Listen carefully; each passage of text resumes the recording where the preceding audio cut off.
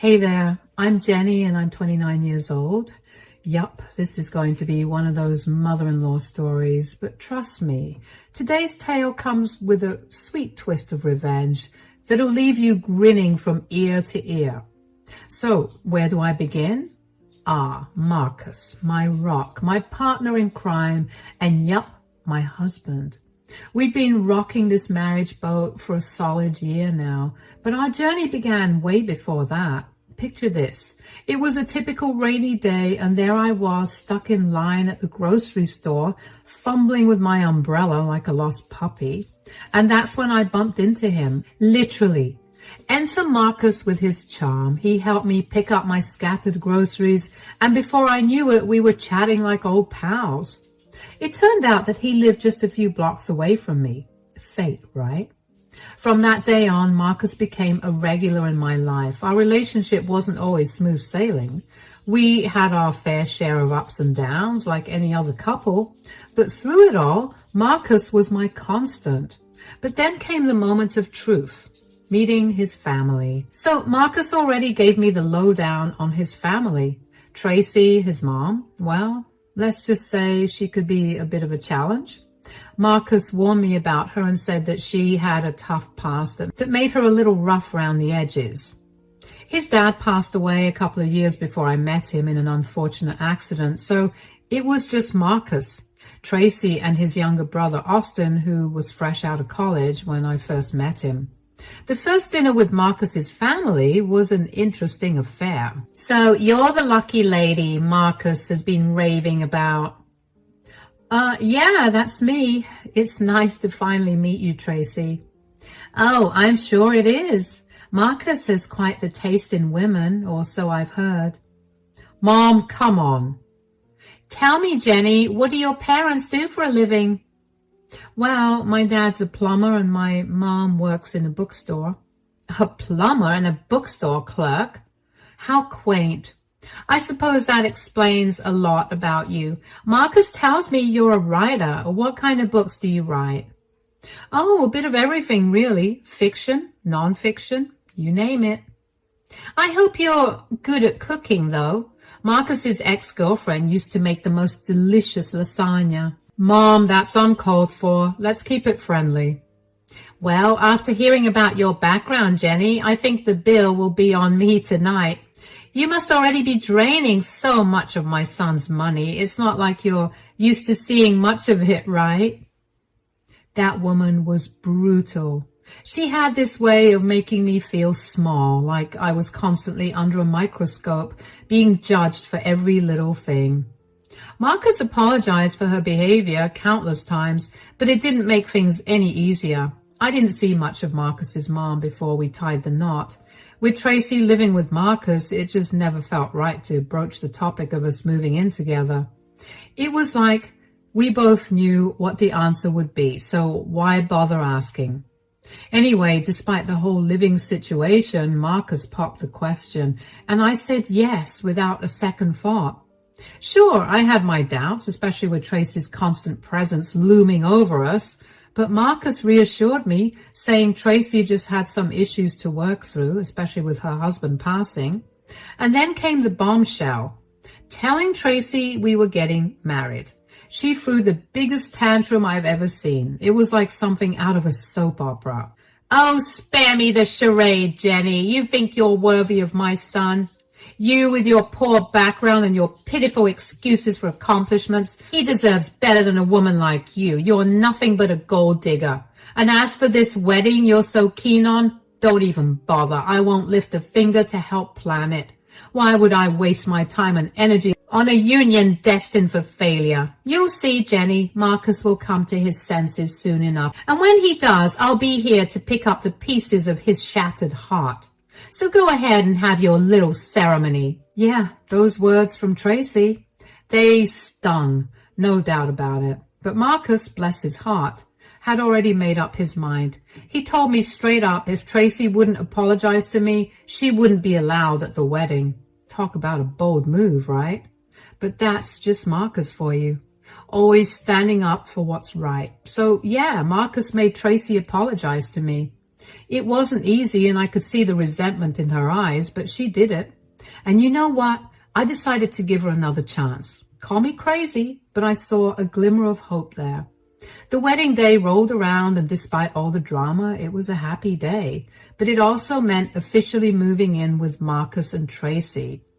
I was still so confused, questioning everything from saying yes to Marcus to the whole idea of marriage itself. But Tracy's apology seemed to change things, at least for a little while. Life settled into a routine.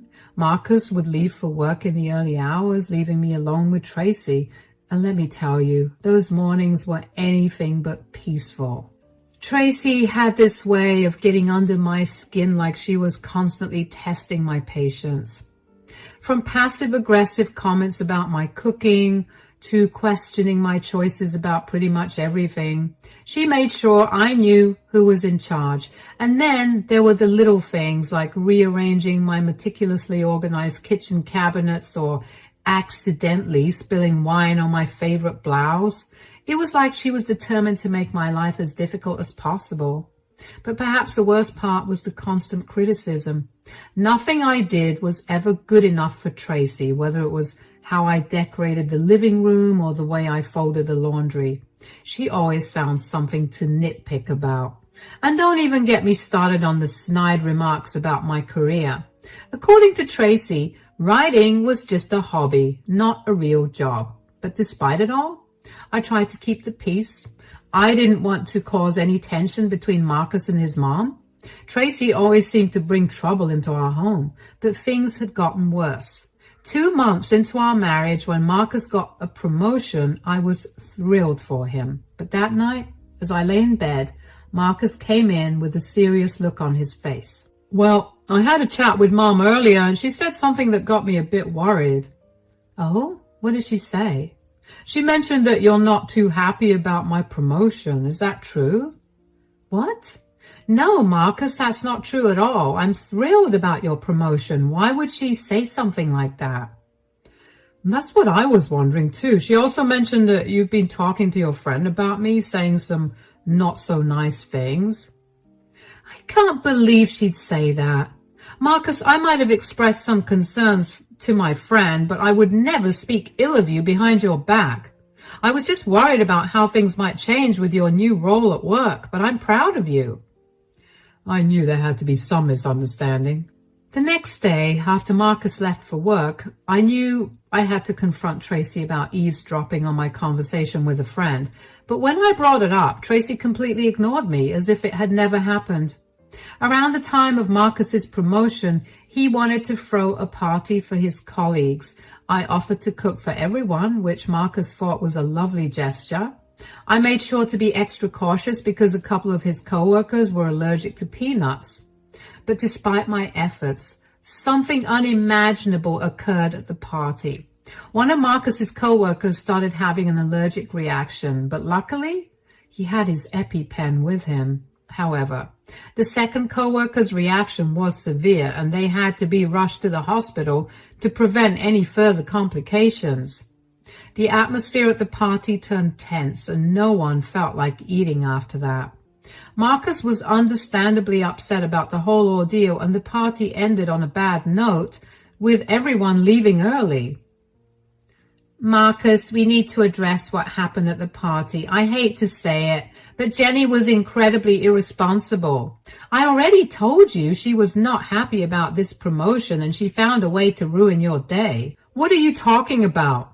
Jenny did everything she could to ensure the food was safe. Someone ended up in the hospital. Marcus, I swear I did everything right. I don't know how this happened. Marcus, I've been saying all along that Jenny can't be trusted. She's always been careless. Let's not jump to conclusions, Mom. Jenny, I understand you did your best, but you need to be careful in the future, honey. I think I need some time to rest. Marcus left the living room, leaving me and Tracy alone. You know, Jenny, I hate to say this, but Marcus was really disappointed about the party. You ruined it for him. Tracy, I've been careful with everything, including the food. I don't know how this is possible. Did you do something to Oh, please, Jenny. How dare you speak to me like that? Stop trying to shift the blame. You're just projecting your own mistakes onto others. Looking back on all the times Tracy tried to make me look bad, I'm amazed by how Marcus always had my back. He's the sweetest and most caring person I know. Even when Tracy tried to break us apart, Marcus stayed by my side, believing in me like no one else did. About 6 months ago, I had a big meeting with a publisher for a new kids book I was writing. Marcus had just left for work when Tracy showed up in my room saying she felt sick and asking for tea. Even though I was in a rush, I made it for her and offered to take her to the hospital, but she said no, she just wanted to rest. When I got back from my meeting, things were crazy. Marcus sat there, his face clouded with worry, and when I asked him what was wrong, he told me that Tracy was missing and wasn't answering her phone. I felt a knot form in my stomach. I remembered her saying that she wasn't feeling well earlier, and now I started to worry too. We decided to reach out to people we knew, including Austin, to see if anyone had heard from Tracy. Then, around 11 that night, Tracy returned. Mom, where were you? We were worried sick. Oh, Marcus, I'm sorry. I had to go to the hospital. I had to walk back from there because there were no taxis and my phone died, so I couldn't pick up your calls. I offered to take you to the hospital. Why did you say no? Before Jenny left for work, I begged her to take me to the hospital, but she refused. I had to go alone. Jenny, is this true? That's not what happened. I'm not lying, Marcus. Jenny is just trying to cover up for her negligence. But Jenny has always been honest with me. After that incident at the hospital, things got really tense. It was Marcus's mom against his wife, and I couldn't blame Marcus for feeling torn. He'd known me for only 4 years compared to his whole life with his mom. It would have been easy for him to doubt me, even though he was trying not to. He knew his mom could be difficult, but why would someone go to such lengths to lie and put someone else down? It didn't make sense. Anyway, after that, everything took a different turn. After my meeting, my publisher asked me to co-write a book with another writer, Cole. Suddenly, we were co-workers. It was a big change. Tracy, on the other hand, stayed in her room. Ever since the hospital incident, Tracy and I hadn't really been talking, so I didn't bother telling her that I was working with Cole. Just as Cole was about to leave, Tracy barged into my study without knocking. What's happening, Jenny? Who is this? Calm down. It's just a work thing.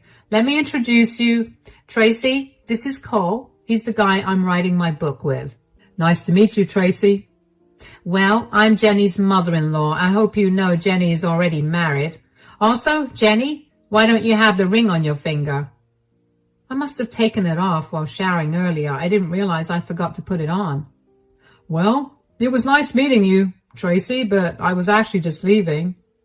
All right, then. If you guys are writing the book together, I think I'll be seeing more of you, Cole. Yes, definitely. Interesting. And Marcus knows about all of this? Yes, I already told Marcus about it. All right, just making sure everyone's on the same page.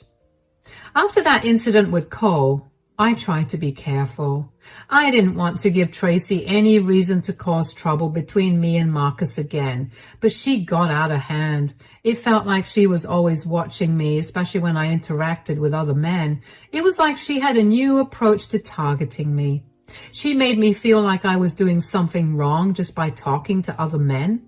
One time, Marcus's friend came over to help fix something in the house. Tracy hovered around us the whole time, making me feel uncomfortable. Another time, Austin was visiting, and we were all sitting in the living room chatting, and Tracy kept making snide comments about how friendly I was being with him. It was so embarrassing, and Marcus noticed it too.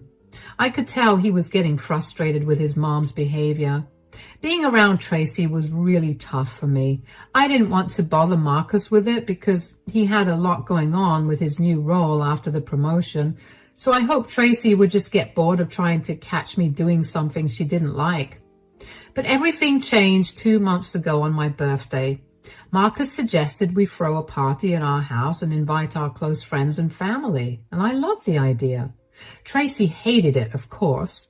She didn't like the spotlight being on me, but I tried to ignore her negativity and focus on the party. On the morning of my birthday, I found Marcus had already made my favorite breakfast for me. Tracy was there too, sitting in the living room and giving me angry looks. But I didn't let it ruin my day. After breakfast, Marcus disappeared upstairs and returned with a small present. Tracy watched the whole situation intently, and when I opened the gift, tears welled up in my eyes. Inside was a cute vintage necklace, but that wasn't the only surprise I had. I'd been keeping a secret for 3 days. I found out I was pregnant just 3 days ago. I had noticed some symptoms and took 2 pregnancy tests to confirm. Even my friend, who's a doctor, confirmed it. I wanted to have a little surprise for Marcus on my birthday as well. I was supposed to reveal the news later that night after the party, but the emotions overwhelmed me. Oh my, Marcus, the necklace must have set you back a pretty penny. She's worth every cent, Mom. Jenny's the best thing that's ever happened to me, and she deserves the world.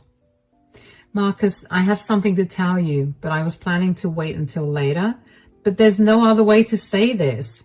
I'm pregnant. Jenny, this better not be a joke. Are you serious? Yes, you are going to be a dad.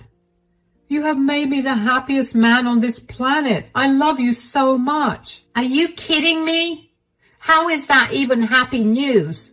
First you marry a girl like her, and now you're having a child? What are you thinking, Marcus? Are you even sure the child is yours? Haven't you seen the way Jenny is around other men, especially that co-worker of hers? What's his name, Cole? You're being naive, Marcus. You don't know what she's capable of. I wouldn't trust her if I were you. She's trouble. Mark my words. Mom, I won't listen to you bad-mouthing Jenny. She's the woman I love, and I won't let you disrespect her. Disrespect her? I'm just trying to protect you, Marcus. You're making a mistake by staying with her. How can you even accuse Jenny of such things? Enough is enough, Mom. This is your grandchild that you're talking about. I can't believe this. I'm not going to let you ruin today. Go wherever you want to, but please don't be at the party tonight. Fine, if that's how you want it. Marcus watched as Tracy stormed out of the room. Don't worry, Jenny. We'll have a wonderful party tonight, just us and our loved ones. I'm sorry about my mom. After Tracy left an hour before the party, everything went well. We didn't share the news of my pregnancy yet, but the birthday celebration was great. Despite that, I couldn't shake off the hurt from Tracy's words earlier, but I wanted to focus on being happy for Marcus and our baby. After the party ended, Marcus helped me clean up before heading upstairs for sleep. Tracy had returned home by then, and later, while getting a midnight snack in the kitchen, I bumped into her. Do you think you can hide your secrets from me? I'll expose you in front of Marcus and everyone else. Tracy, what are you talking about? There's nothing to expose. Don't play innocent with me, Jenny. I've seen the way you look at other men. You're up to something, and I'm going to make sure Marcus knows the truth. He deserves to know who he's really married to. I could tell that Tracy was deeply hurt after being asked to leave the birthday party, so when she lashed out at me with harsh words, I tried to brush them off. But little did I know that Tracy was about to take things to a whole new level. The next day, as I headed to the grocery store, I noticed Tracy's car following me. At first, I thought it was just a coincidence, but it kept tailing me wherever I went. And when I tried to confront her at the store, she tried to hide, but I saw her. I was furious. It felt like a massive invasion of my privacy. When Tracy returned home hours later, she refused to tell me where she had been, adding to my frustration. A few days later, I had to visit the doctor with Marcus and then head to the publishing house for some work. And once again, Tracy was following me. And that night, I could not shake off the feeling of being watched. I knew I had to talk to Marcus about it. When I finally brought it up, Marcus was shocked. He could not believe his own mother would do something like that. I knew I needed to get back at Tracy, and I had exactly what I needed to do in mind. but it would be a big ask, a very big one from Marcus. There's something I haven't mentioned about Tracy yet, a big secret that she's been keeping. She had a secret, one that only Marcus and Tracy knew about. Marcus confided in me about it because he shared everything with me. Years ago, when Marcus was just 11, he found out that Tracy had been cheating on his dad. And to make it worse, the guy Tracy had been cheating with, Bob, wasn't just anyone. He was Austin's real father. Tracy was open about it with Marcus because he had caught her in the act, but she couldn't bring herself to tell her husband, Marcus's dad. Marcus was torn between telling his dad and Austin, who didn't even know he wasn't Marcus's real brother. Tracy begged Marcus to keep the secret, and it weighed heavily on him. He regretted lying to his father and his brother, but he believed it was better for his dad not to know, as it would have made life unbearable for him. Despite Bob's desire to meet Austin and be a part of his life, Tracy convinced him it was best to keep their distance to avoid complications. Tracy was a master manipulator and a liar. You know, I've been thinking with everything that's been going on lately, do you think it's finally time? Time for what exactly? Well, you've always wanted to tell Austin about his real dad, but we've been holding back. But now, with Tracy's recent behavior accusing me of things she's guilty of herself, don't you think it's time to come clean? Yeah, Tracy's really crossed the line with all this. So, do you think it's time to have that conversation with Bob? And if he's okay with it, can we finally tell Austin the truth? It would be really hard for Austin, but you know, I've been mulling it over and I think you're right. Mom's actions have made it clear that it's time to set things straight. And reaching out to Bob wouldn't be too difficult. I still have his number saved. I don't want to pressure you into doing anything, Marcus, but for Austin's sake and for Tracy to face the truth, I think it's the right thing to do. If you're not comfortable with it, just say the word and I'll drop the idea. No, Jenny, I think it's time. Mom's accusations have gone too far, especially when she's hiding her own secrets. It's unfair to keep letting her control our lives, but how do we go about it? Do you trust me, Marcus? Absolutely, Jenny. Then let me handle it. Give me Bob's number and I'll take care of the rest. I took Bob's number from Marcus and had a conversation with him on the phone. We arranged to meet the next day for a cup of coffee in the afternoon, but then I had realized that Tracy wouldn't let up and would likely follow me. I hoped she would see me with Bob and realize that I was aware of the situation and had control over it rather than her controlling me. It was time to assert myself and put an end to Tracy's manipulative behavior once and for all. The next day, I slipped out of the house telling Tracy I was meeting an old friend. She seemed suspicious, and I was fine with it because I needed her to follow me. As I drove, I stopped at a restaurant and waited, and soon enough, Tracy's car pulled up outside. I could not help but chuckle at the situation. Tracy thought she was being sneaky, but I knew she was following me. She tried to disguise herself with sunglasses and odd clothes as she entered the restaurant. But then Bob came over. I explained everything to him, and he agreed to meet Austin. Meanwhile, I noticed Tracy sitting across the restaurant, looking shocked and pale. I knew she had realized her secret was out, and after my chat with Bob, I returned home. Tracy was waiting for me. Her behavior was tense and uneasy. Jenny, we need to talk. What's up, Tracy? Look, I know you know. Please just tell me who told you. Oh, Tracy, don't you know? I've always known. Please, Jenny, you can't tell anyone. You can't tell Austin. Why should I keep your secret after everything you've put me through? Jenny, please, I'm begging you. I'll do anything. Anything? Like apologize for all the lies and manipulation? Yes, anything. Just please don't tell Austin. You've treated me like dirt since the day we met, Tracy. Why should I do you any favors now? I know I've made mistakes, but please, Jenny, don't ruin everything. Please don't let this secret out. Ruin everything? You mean like you've been trying to ruin my life? I didn't mean to hurt you, Jenny. I was just trying to protect my family. Tracy, you talk about protecting your family, but look at what you've done. You've been trying to destroy your own son's marriage, and for what? Your own selfish reasons? You've been lying to Austin his entire life, keeping him in the dark about who his real father is. You've lied to your husband. You've already ruined one family, Tracy, and now you're trying to ruin mine? I didn't mean for any of this to happen.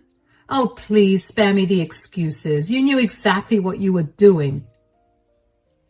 Tracy, I know you've never been fond of me, but seriously, fabricating lies and putting people's lives at risk, like what happened at the promotion party just to stir trouble between Marcus and me, do you really think that's acceptable? All the problems you've tried to sow between us since our wedding day? Are you proud of that?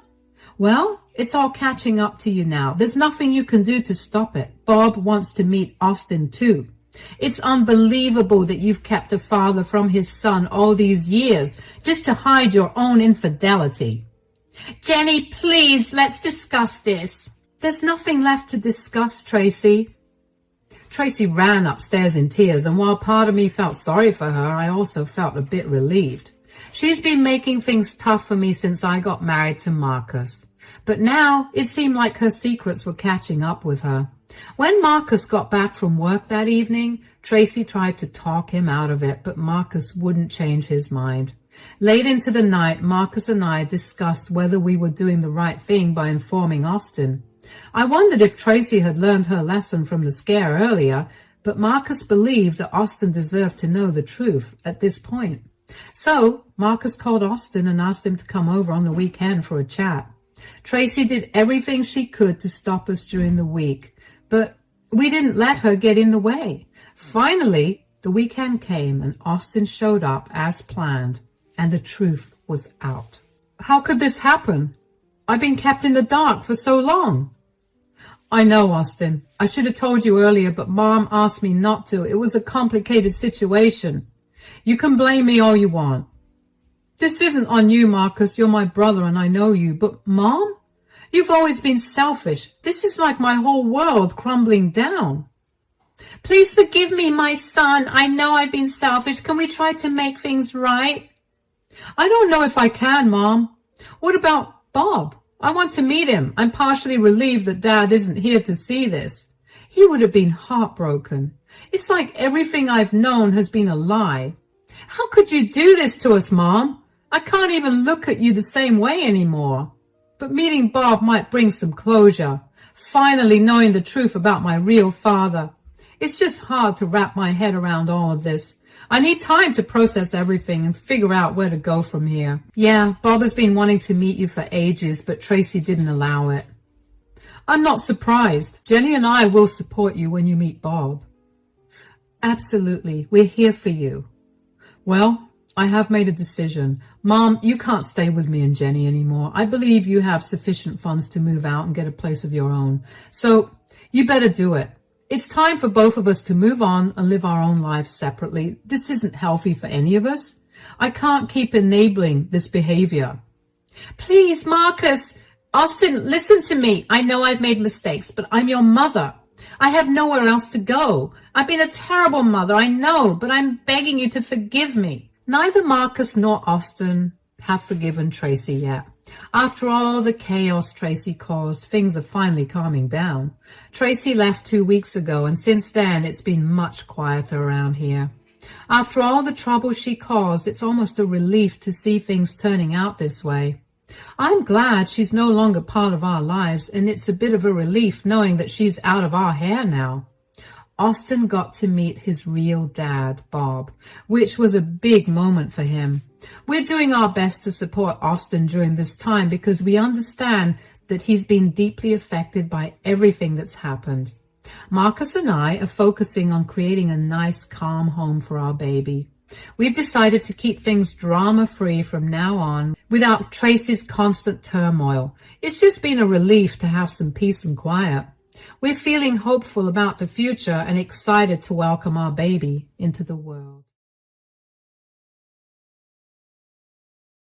Hi, my name is Alicia and I'm 28 years old. I got married to my husband James only a year and a half ago, but boy has that time been full of hurdles for me. Not because of my husband, but because of my husband's sister-in-law.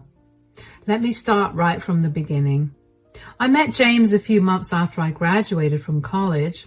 He happened to be my friend's co-worker, and she introduced me to him. At first, we remained only friends, and then after a few months of knowing each other as acquaintances, we began to properly talk to each other and get to know one another. It turned out that we were more similar than I thought, and we had the same sense of humor. Of course, I began to develop feelings for him, and he felt the same way for me. We dated for 5 years before we got married, and the day we got married was truly the happiest day of my life. We had all our closest family and friends at our small wedding, and we had a blast. The only issue was, of course, my husband's sister-in-law, Tessa. Tessa was my husband's older brother's, Mark's, wife. The two of them had been together since high school, and while I'd normally gush about how adorable it was that they were together for so long, I couldn't because Tessa was always trying to humiliate me in some way or another. I don't know what Tessa had against me, but ever since James introduced me to his family, she hated me. One thing about James's family is that they're very tight-knit. James only has his mother and his brother, and they're very close. I'm talking meet every week kind of close. Naturally, being with them meant having a good rapport with their mother, Lydia. Lydia and I had a pretty cordial relationship. I mean, she was nice to me and I was nice to her, but we were never actually close. Lydia and Tessa, however, were really close because Lydia's known Tessa since Tessa was a teenager. I wasn't jealous of that because I knew that Lydia liked me enough, but I did want to grow a better bond with her, especially after I got engaged to James.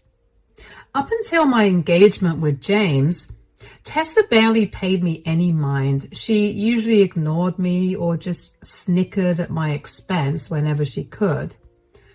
After that, though, she began to embarrass me whenever she could, but only whenever Lydia was around. When Lydia was not around, she went back to ignoring me. I still remember the first time that she tried to humiliate me in front of Lydia. Lydia had invited the four of us to lunch at her place one weekend, and while we were there, Lydia couldn't stop excitedly talking about how she'd gotten into gardening.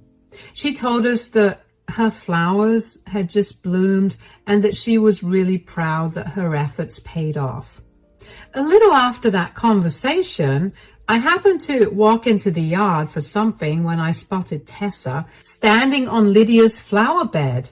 I was alarmed, so I ran to her and asked her what she was doing. "What are you doing? Why are you stepping on those flowers?" "Oh, Lydia told me that she wanted them gone because they weren't what she wanted." "But she was just talking about, come on, help me out a little." No thanks. Come on. Stop grabbing me. Hold on, let me just step out for a second and... Lydia! Oh my God! Come look at what Alicia's doing. What are you doing? Alicia's ruining your garden. Why would you do this? What's the commotion? Oh my God! Alicia, what's going on here? I didn't. She tried to get me to trample your pretty flowers, but I hopped out. Why would you do this, Alicia? I swear I didn't. Tessa was the one who pulled me in here. Wow, and you're lying too. Do you have no shame at all? You've ruined all of Lydia's hard work, and now you're trying to pin the blame on someone else?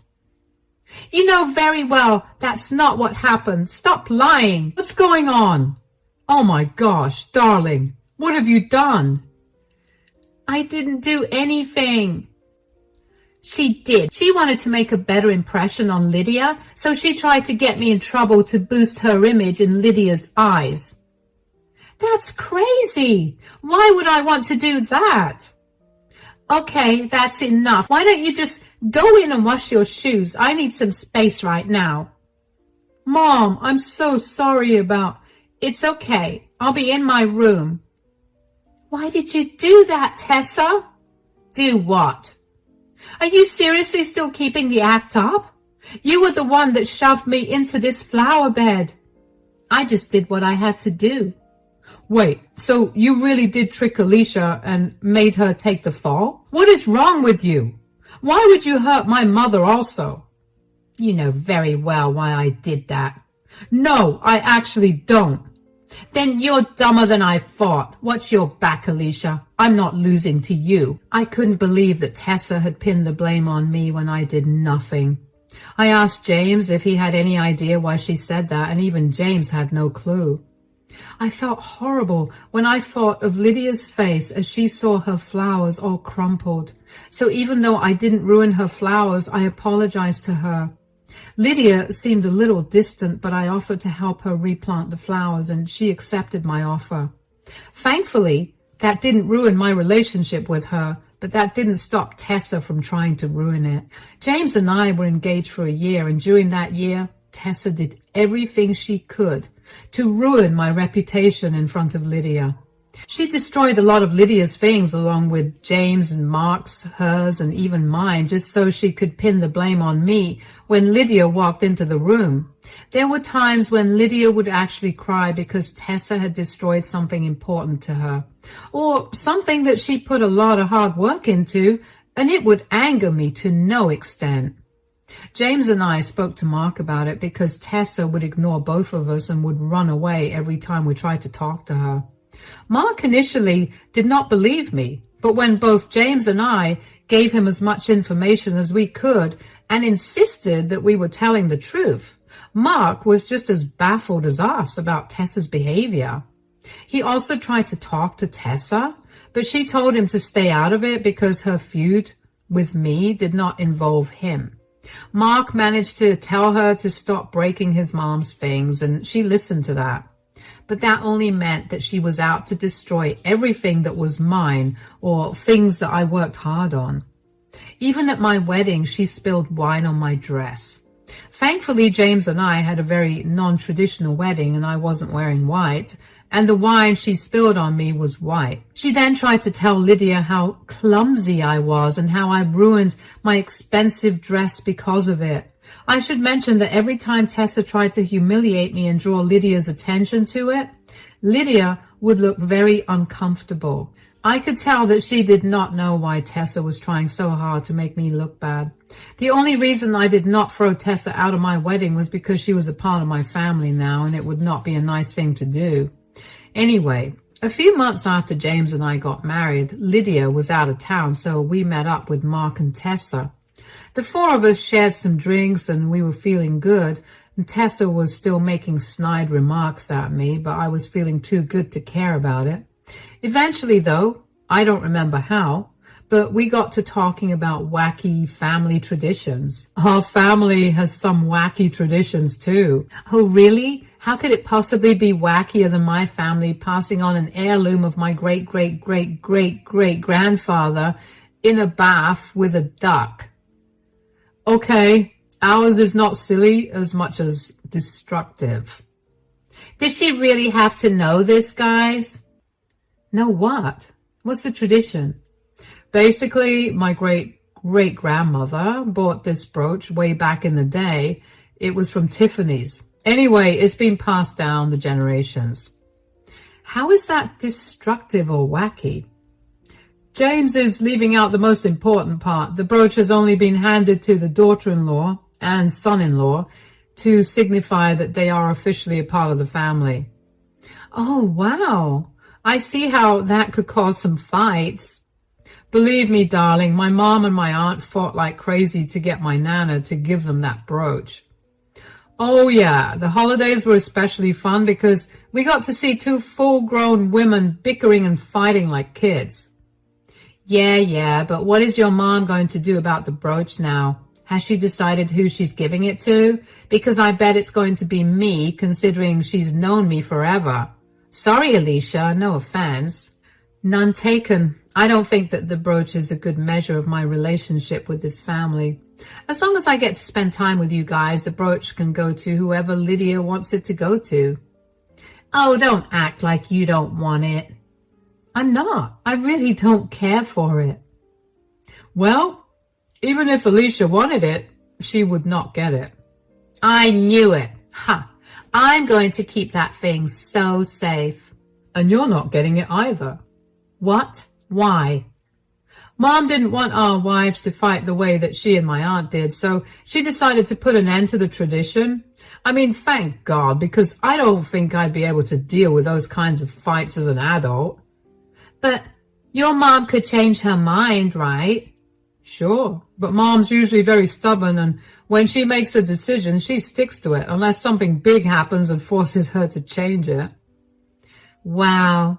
Okay, guess that's a challenge for us, Alicia. I'm not taking that as a challenge. I don't care about it. I just told you that. We'll see what your attitude is when the time comes.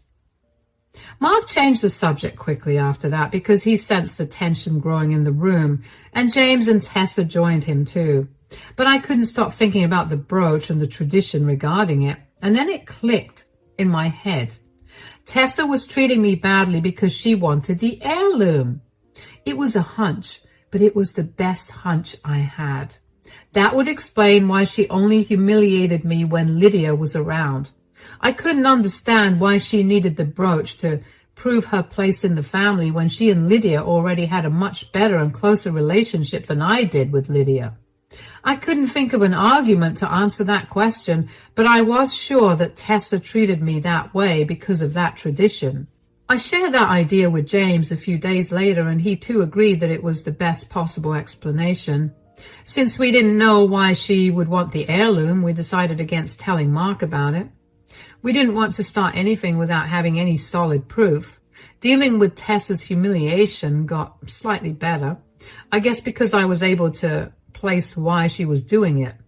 I knew that Tessa figured out that I had a hunch about why she was treating me that way because she began treating me even worse. My breaking point finally came on Lydia's 55th birthday. Lydia had invited us to her place for dinner since it was her birthday. I didn't want her to cook, so I offered to do the cooking. Luckily, Lydia's birthday fell on the weekend, so James and I went over to her place early in the morning so I could start preparing the meal.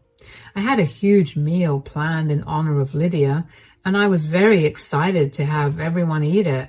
I labored for hours in that kitchen while Lydia and James spent the day shopping and at the movies, an idea I suggested. When evening came, Mark and Tessa came over. I did my best to stay near my food at all times because I did not want Tessa to ruin all my hours of hard work. There was only one time when I left the kitchen, and that was only because I needed to use the washroom. I only left the kitchen after double-checking that Tessa was occupied in conversation with everyone else. When I got back to the kitchen, my heart dropped when I saw Tessa standing there tasting my food. She told me she was just checking it to make sure it tasted nice, and before I could taste it to make sure she hadn't tampered with it, she called everyone in to have dinner. James was the first to notice something was off with the food. "Sweetie, what did you put in this food?" Spices and veggies." "Yes, but why is it so bitter and salty?" "It is? Oh my God, I swear it wasn't supposed to taste like that. What happened?" "Surprise, surprise, Alicia messed up Lydia's birthday dinner. Do you have any shame? This is why I said I'd take care of the cooking."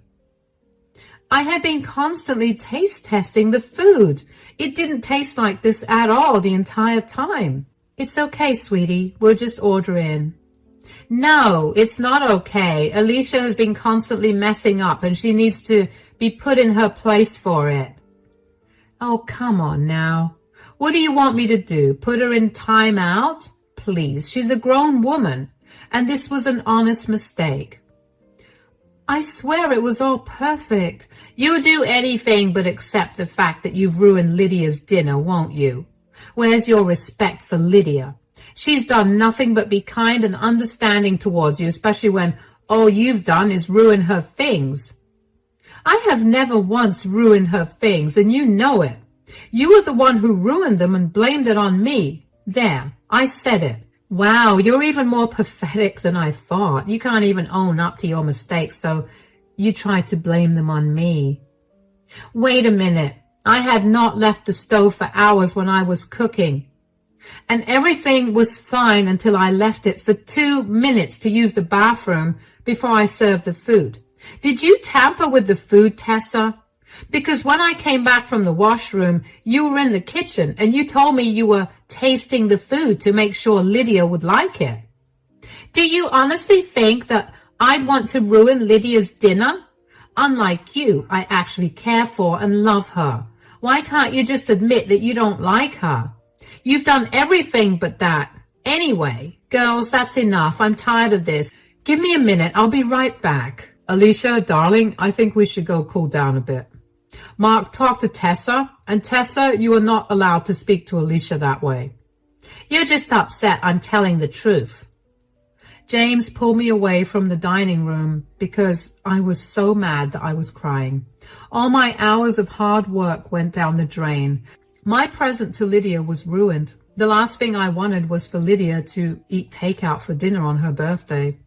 James did his best to calm me down, and after ranting a little bit and also crying some more, I felt a little better. Just then, Lydia came back downstairs and called us all to gather in the living room. Okay, I'm back now. Everybody, I want you to sit down. What's that in your hands? I've noticed that the feuds between Tessa and Alicia are because of this brooch. Lydia, I can't promise you that I don't care about that brooch at all.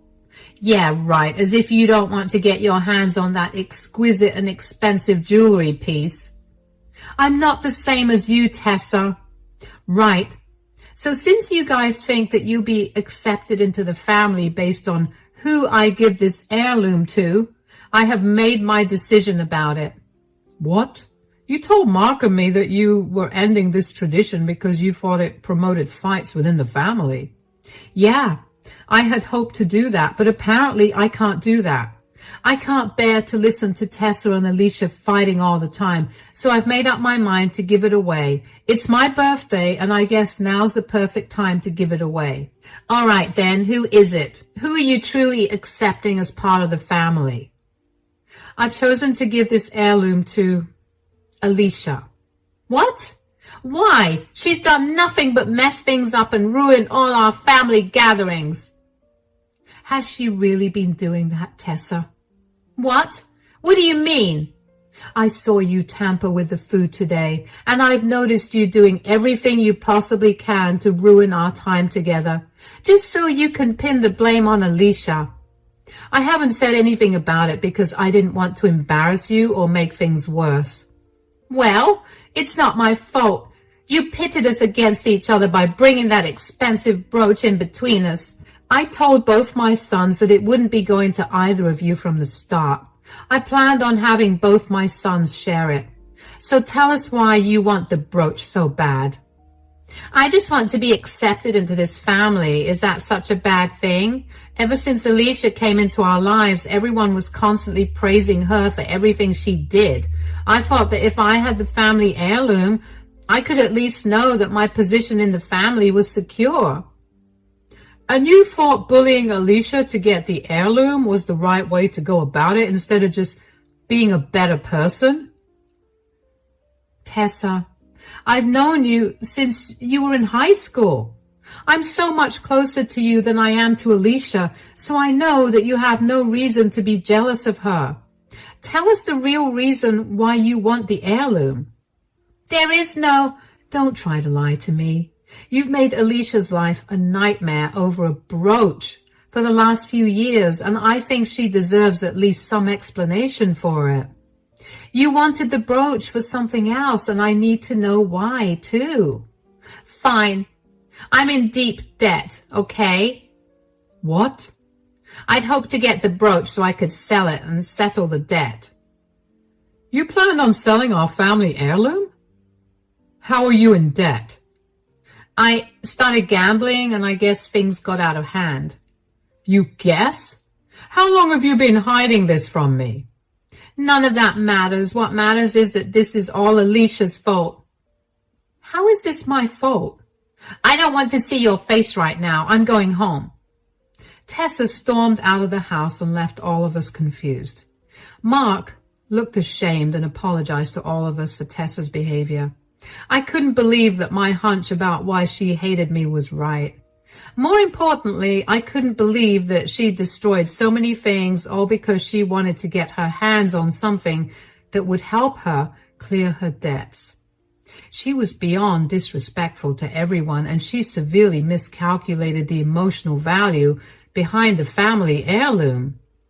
After Mark left, Lydia, James, and I talked about what had happened. Lydia told me that she was sorry I suffered so much because of Tessa. She had an inkling that Tessa was the one damaging things, but she had no way to prove it, so she felt too uncomfortable to say anything.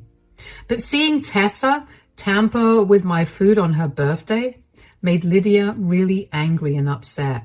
She'd reached her breaking point. She'd put up with so much of Tessa's behavior for so long, but she was done after what she saw. She also had a hunch that Tessa was only doing all of that for the family heirloom, so she took a risk by bringing that into the conversation. I was so glad that Lydia had known what was going on and had acted in my favor. I didn't know how much longer I would have been able to put up with Tessa's behavior after that. And I knew that if I snapped, Tessa would have suffered a lot more than just humiliation. Lydia told me that day that she really did want me to have the brooch, but I told her that I was serious when I said that I didn't care much for it.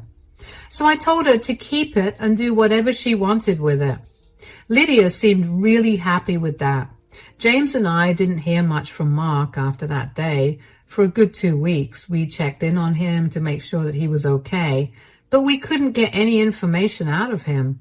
One day, though, he did tell us that Tessa's gambling debt was a lot more than he'd expected, and that he was terrified for her because he had no idea how she planned on paying that off when she didn't make enough money to even survive a month. James and I were really worried for him, but other than offering him our support, there wasn't much else we could do for him. Then, after those 2 weeks, Tessa showed up at my door. I was home alone, so I cautiously opened the door and greeted her. "Oh, hi, Tessa. What are you doing here?" "Are you happy now?" What? "You finally ruined my life. Are you happy? You get to be a part of this blasted family, and you get to be everyone's favorite." "What happened? Why are you yelling at me?" "Mark has asked me for a divorce. I'm in severe debt, and it's all your fault." "Excuse me? How is this my fault exactly? Why did you have to enter our family? Why did you have to try to be so good at everything? You ruined my life. First of all, I became part of this family because I love James. Secondly, you were the one who got insecure about your place in the family. I was just doing my own thing. I barely even batted an eye at you. You were the one who was adamant about making me look like a bad person. Don't act as if you didn't want the family heirloom. I saw it in your eyes the second you found out about the heirloom. I did not and still do not care about the heirloom. I'd much rather have a proper bond with my family than a fake one in order to get some jewelry. Stop acting like you're some saint. I know you cared about that heirloom as much as I did. I did not. But even if I did, I would never have put you down to get that brooch. I would have wanted to earn it because of who I actually was and not because I had to put someone down to look better. You always thought that you were better than me, but let me tell you, you're not. You're just a selfish freak who weaseled her way into the family because you knew about the price of that heirloom and you just wanted to get your grubby hands on it. Stop projecting your thoughts onto me. I didn't even find out about the heirloom until after I married James. You were the one who knew of it from the start. That may have been your mentality, but it definitely wasn't mine. And for the record, I have never thought that I was better than you. I admired you, but you've done enough to show me that there's nothing about you to admire. Whatever. I came here to tell you that you need to pay me back. Give me that brooch. I put up with this insufferable family for years, and I will not leave until I get that brooch. You came to the wrong place then. I gave it back to Lydia, so go ask her for it. I'm sure she'd appreciate you calling her insufferable. Why do you always have to ruin my life? Do you know why I started gambling in the first place? Because you made me so stressed out and it was the only way I could cope. And now Mark doesn't want me because of how much debt I've racked up, which is all your fault. He doesn't want to hear my reasoning at all. You have to make this right and get me the brooch. You've got some problems in your head if you genuinely think that your reasons are valid. Take this time away from this family to actually reflect on what you just said, because you sound insane. I'm not doing anything for you. I don't want to have anything to do with you either. I only put up with you because you were Mark's wife, and now that you're not, I don't want to see you. Bye. I was appalled by the audacity that Tessa had to demand that I get her that brooch. I couldn't believe that she still didn't see how wrong she was for thinking that way. I wondered how long she knew about the family tradition, and apparently she'd known about it since she and Mark had met, which means that she had probably only been with him because she knew the value of that brooch. Needless to say, Mark was pretty distraught after his marriage ended. I felt really bad for him, so James and I made sure to check in on him every day. We tried to spend as much time as we could with him so he would feel less alone. Tessa did not make the divorce easy for Mark. She kept fighting over every little thing and drawing the process out unnecessarily. It was a good thing they never had kids, because she would have made it horrifying for Mark. Mark heard through some mutual friends and Tessa's family that Tessa was not doing so well anymore. She'd been struggling financially and she had to pick up another job to make ends meet. Her family refused to take her in because they did not want to enable her gambling habit. It turns out that she's had the habit for a while and somehow managed to keep it a secret from everyone. As for Lydia and I, our relationship is doing great. All my anxiety about her not liking me was proven wrong. She told me that she'd like me way better than Tessa to begin with. I apologized for all the times that Tessa made me look like the bad guy by ruining some of Lydia's things, and Lydia was very kind and understanding about it. She assured me that I had nothing to apologize for, especially because I had nothing to do with it in the first place. It's been a few months since Mark and Tessa split, and we guess in another month or so their divorce will be finalized. In the meantime, we've taken to having a few more family gatherings than usual, and Mark is finally beginning to smile again. I have to say that not having Tessa at these gatherings has made them a lot more enjoyable for me. I never realized how anxious she made me about these gatherings until she was gone, and now I'm glad she's not here and she never will be again. As for the brooch, it's tucked away safely in Lydia's care, and it'll be given to the boys whenever she passes. I feel like that's the best course of action, and I wouldn't have it any other way.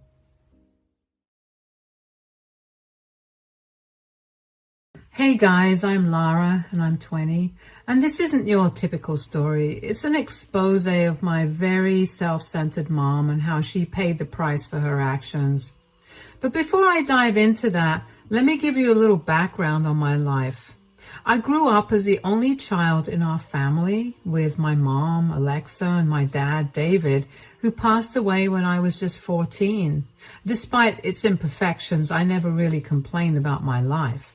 My dad was the kindest person I've ever known, and losing him to a sudden cardiac arrest shattered me completely. My mom, though, has always been a bit selfish. She cared more about herself than anyone else, including me and my dad. Their marriage wasn't always smooth sailing. There were lots of times when Mom's selfishness was pretty obvious, like when I got sick with the flu and Mom went out with her friends instead of taking care of me, or when Dad planned a surprise picnic for my birthday, but Mom canceled because she had other plans at the spa. Then there was the time when Dad was in the hospital for a small surgery and Mom hardly visited him because she was too busy with her own stuff. After Dad passed away, my mom wasn't affected much. At first, she didn't even cry. She just went about her days like a robot. It wasn't until a little while later, when my grandparents came over, that she let a few tears slip. It was strange. It felt like she didn't even care about Dad and was more focused on what she'd inherit. I remember Dad's lawyer, Michael, who was also the executor of his will, coming by 2 days after his death to talk about the will. And that's when things got interesting. The woman threw the biggest tantrum you could imagine. "I can't believe this, Michael. David left everything to Lara. I'm supposed to be his wife, for heaven's sake." "Alexa, please try to calm down. Let's discuss this rationally." "Rationally? How can I be rational when my own husband didn't even look out for me in his will? The poor man only had a little money and he left it all to Lara." "Mom, please. Dad loved you and he wouldn't want us fighting over this." "Easy for you to say, Lara. You're the one who's set to inherit everything while I'm left with nothing." "I don't even need the money, Mom. Seriously, you can have it." You know, it was pretty surreal being just 14 and having to handle my mom's meltdowns because she didn't get everything from Dad's will. I guess people always said I was mature for my age, but dealing with Mom's drama was a whole new level. Soon after Dad's funeral, Mom seemed to erase him from our lives. She packed up his things, shoved them into the garage, and talked about selling off everything. I tried to reason with her, but she was adamant that we needed to start over. Our family had never been wealthy. Dad worked tirelessly to provide for us, and without him, Mom had to step up. But just 2 months after Dad's funeral, she dropped a bombshell. She was going on a date. I was stunned, to say the least. 2 months wasn't long, and here she was, diving back into the dating scene. But I kept my mouth shut. By then, I had learned that Mom's decisions were unpredictable, to say the least. 2 years flew by, and I was a high schooler by then. As time passed, Mom dated guy after guy, never sticking with one for long. And meanwhile, I landed a job at the local frozen yogurt shop to save up for college. Dad's money covered our basic expenses, but I wanted to contribute too. Then came that Sunday when Mom asked me to skip my evening shift. She said we had a special guest coming over, Mark, one of her latest flings. When I first met Mark, I could tell that he wasn't like the other guys Mom dated. He actually wanted to chat with me and didn't just hurry through dinner so he could be alone with Mom. "How have you been coping since your dad passed away?" "Oh, Mark, she's fine. Let's not dwell on sad things. Lara, eat up quickly so you can go and do your homework upstairs." Actually, Alexa, I think it's important for Lara to talk about her feelings.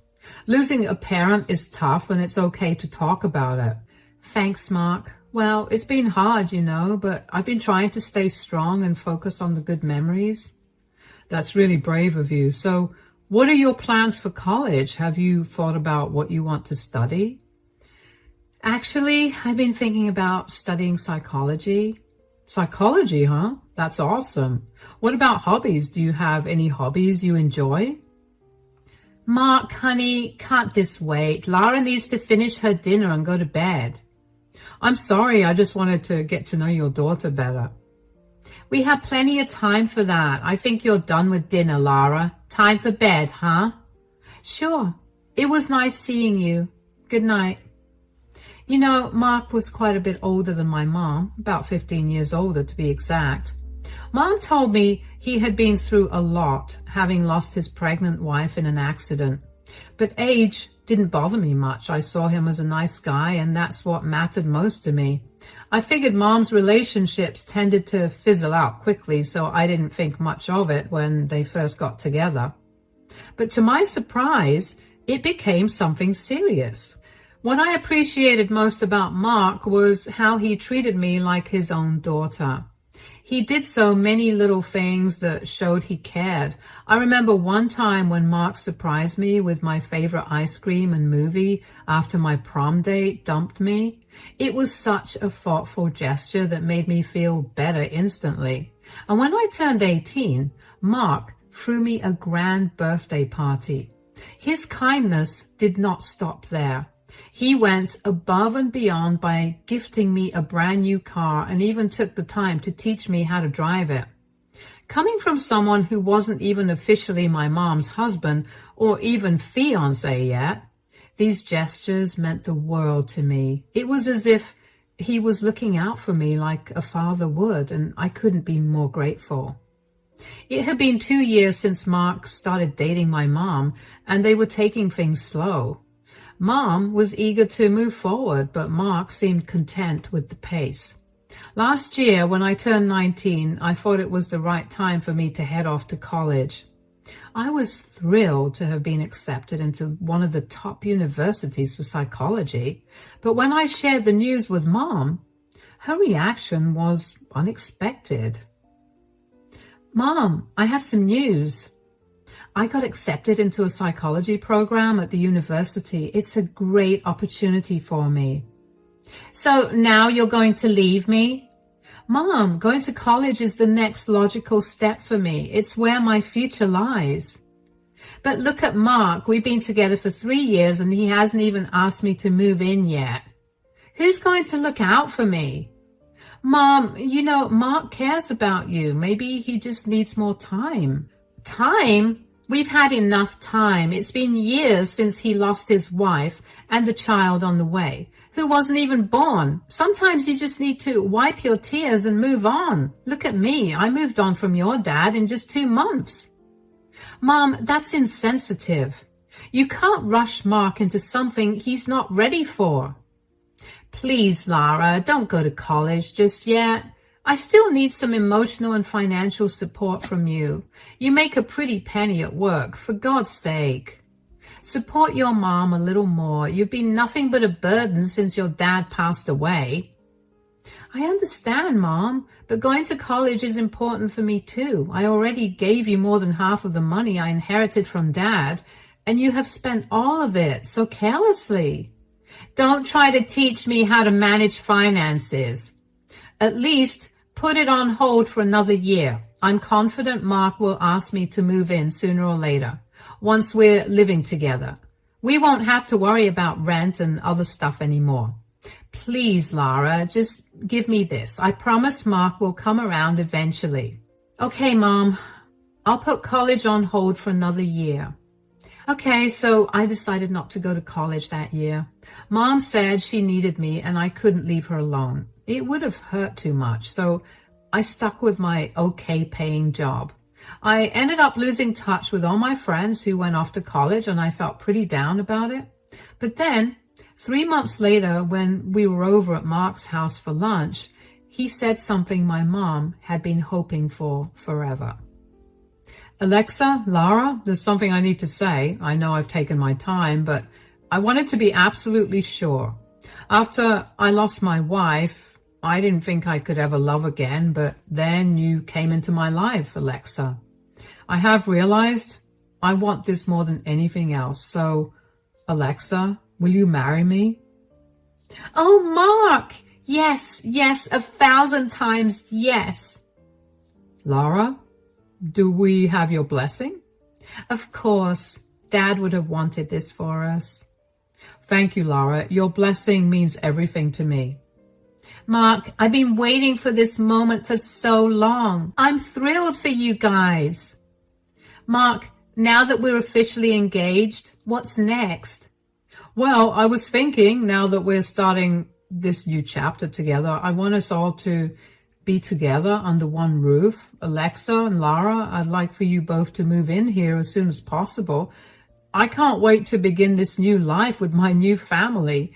I know one thing for sure. I'm the luckiest man alive to have you both in my life. Mark, thank you for everything. So there it was. My mom's wish finally came true. Mark proposed to her. It should have been a heartwarming moment, but amidst the joy, I could not shake off the thoughts of my dad. I would like to think he would have wanted us to move on and find happiness again. And Mark, well, he was a wonderful person. He was mature and a good father figure, even though he could never replace my dad. I respected him, but part of me wondered if things would have been simpler if I had left for college 3 months ago. Maybe then everyone would have been happier, Mom with Mark and me away at college. But I pushed those thoughts aside. College could wait until next year. I still had enough funds from my dad and my job, but I wasn't ready to leave my job just yet.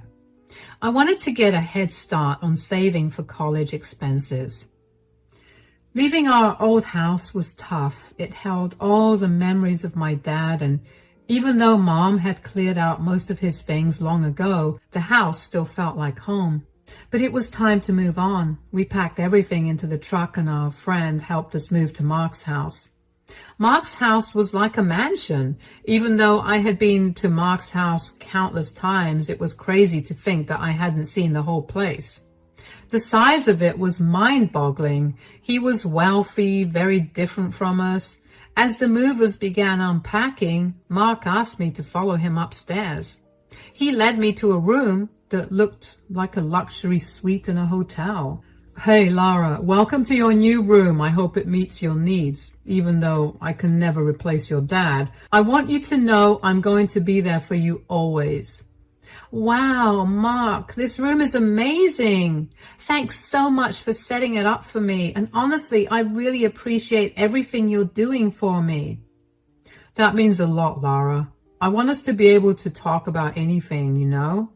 If there's ever anything on your mind, good or bad, I'm here to listen. After Mom and I moved into Mark's house, everything changed. Mark had his own company and was always busy, leaving early in the morning and returning late at night. Mom and I had our routines. I left for work after my morning routine while Mom stayed home. I'd come back by 5 p.m. to help her prepare dinner.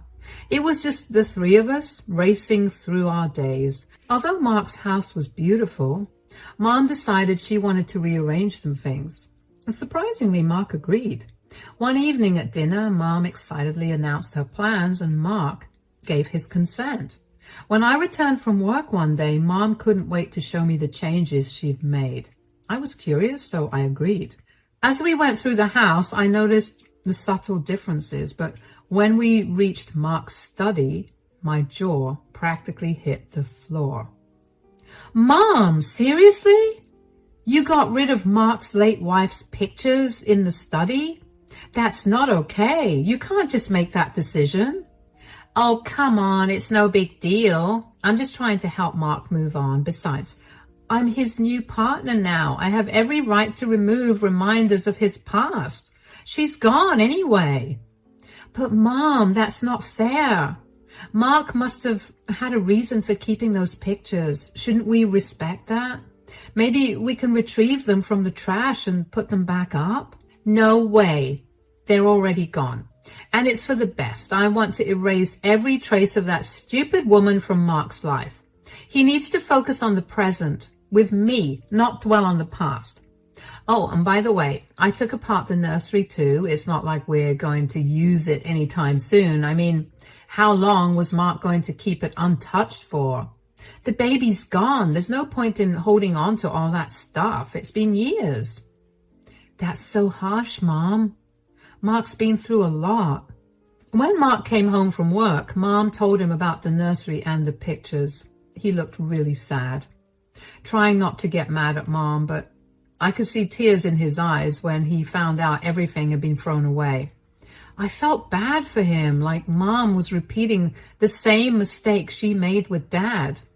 A week went by and Mom said Mark seemed distant. I told her maybe he just needed time after what happened. Then they decided to go on a weekend trip, maybe to spend time together. You know, I'm a bit worried about our upcoming trip, Lara. Why, Mom? Well, ever since I threw away all of Mark's ex-wife's stuff, he's been distant. Can you feel it too? Yeah, Mom, I sense it too. But it's understandable. Maybe he just needs time to process everything. Look, Lara, if I'm honest, if Mark gets upset over small things like this, I don't think our relationship will work out. I don't want him to leave me. Do you think I should try to have his baby? If we have a child, he'll be tied to me forever. He won't even think about leaving. Mom, are you serious? How can you even consider that? Is Mark ready for a child? I don't think so. We talked about it before, and he said he doesn't want kids yet because we're not married. Then it's not right for you to try to have a baby with him. But isn't that what he wants? He lost a wife and child before. Now I can give him a child and everything will be fine. I think we'll set a wedding date after our trip. Mom, that's nice, but please don't rush into things. Don't repeat past mistakes. The weekend finally arrived, and it was a Saturday. Mark and Mom had gone away, leaving me home alone. And since it was my day off from work, I decided to take it easy. I spent some time watching TV and enjoying myself, and then I curled up for a long nap. Later on, I planned to call one of my friends from work to go out with them later in the night. As the evening approached, I started hearing loud voices, the shouting of a woman echoing through the house. Curious, I made my way downstairs to see what was happening. As I reached the bottom of the stairs, I realized the voice belonged to Mom. She sounded upset.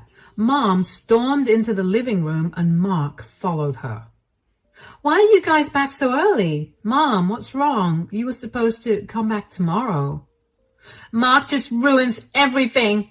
As soon as we arrived, one of Mark's secretaries called him and said that there was a huge problem at work. Mark, why does this always happen? I'm really sorry, honey. I promise we can try again next weekend, but you know how it is. I'm needed at work sometimes.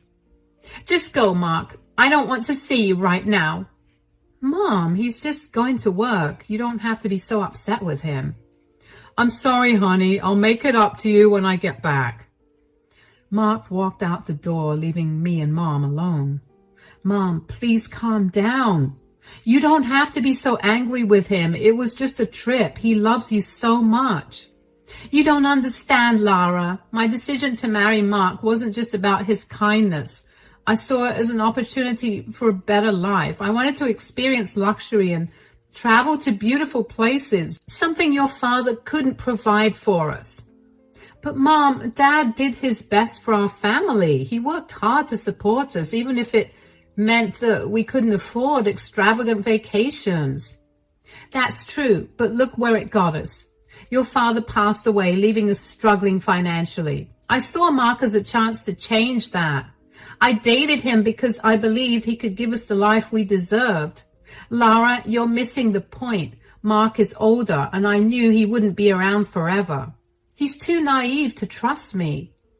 He's gonna hand over everything to me without a second thought. That guy is a total fool. Mom, what do you mean by that? My mom started laughing hysterically. Lara, if I'm completely honest with you, I just hope that stupid Mark and I get married soon, and then I'll be waiting for him to kick the bucket soon.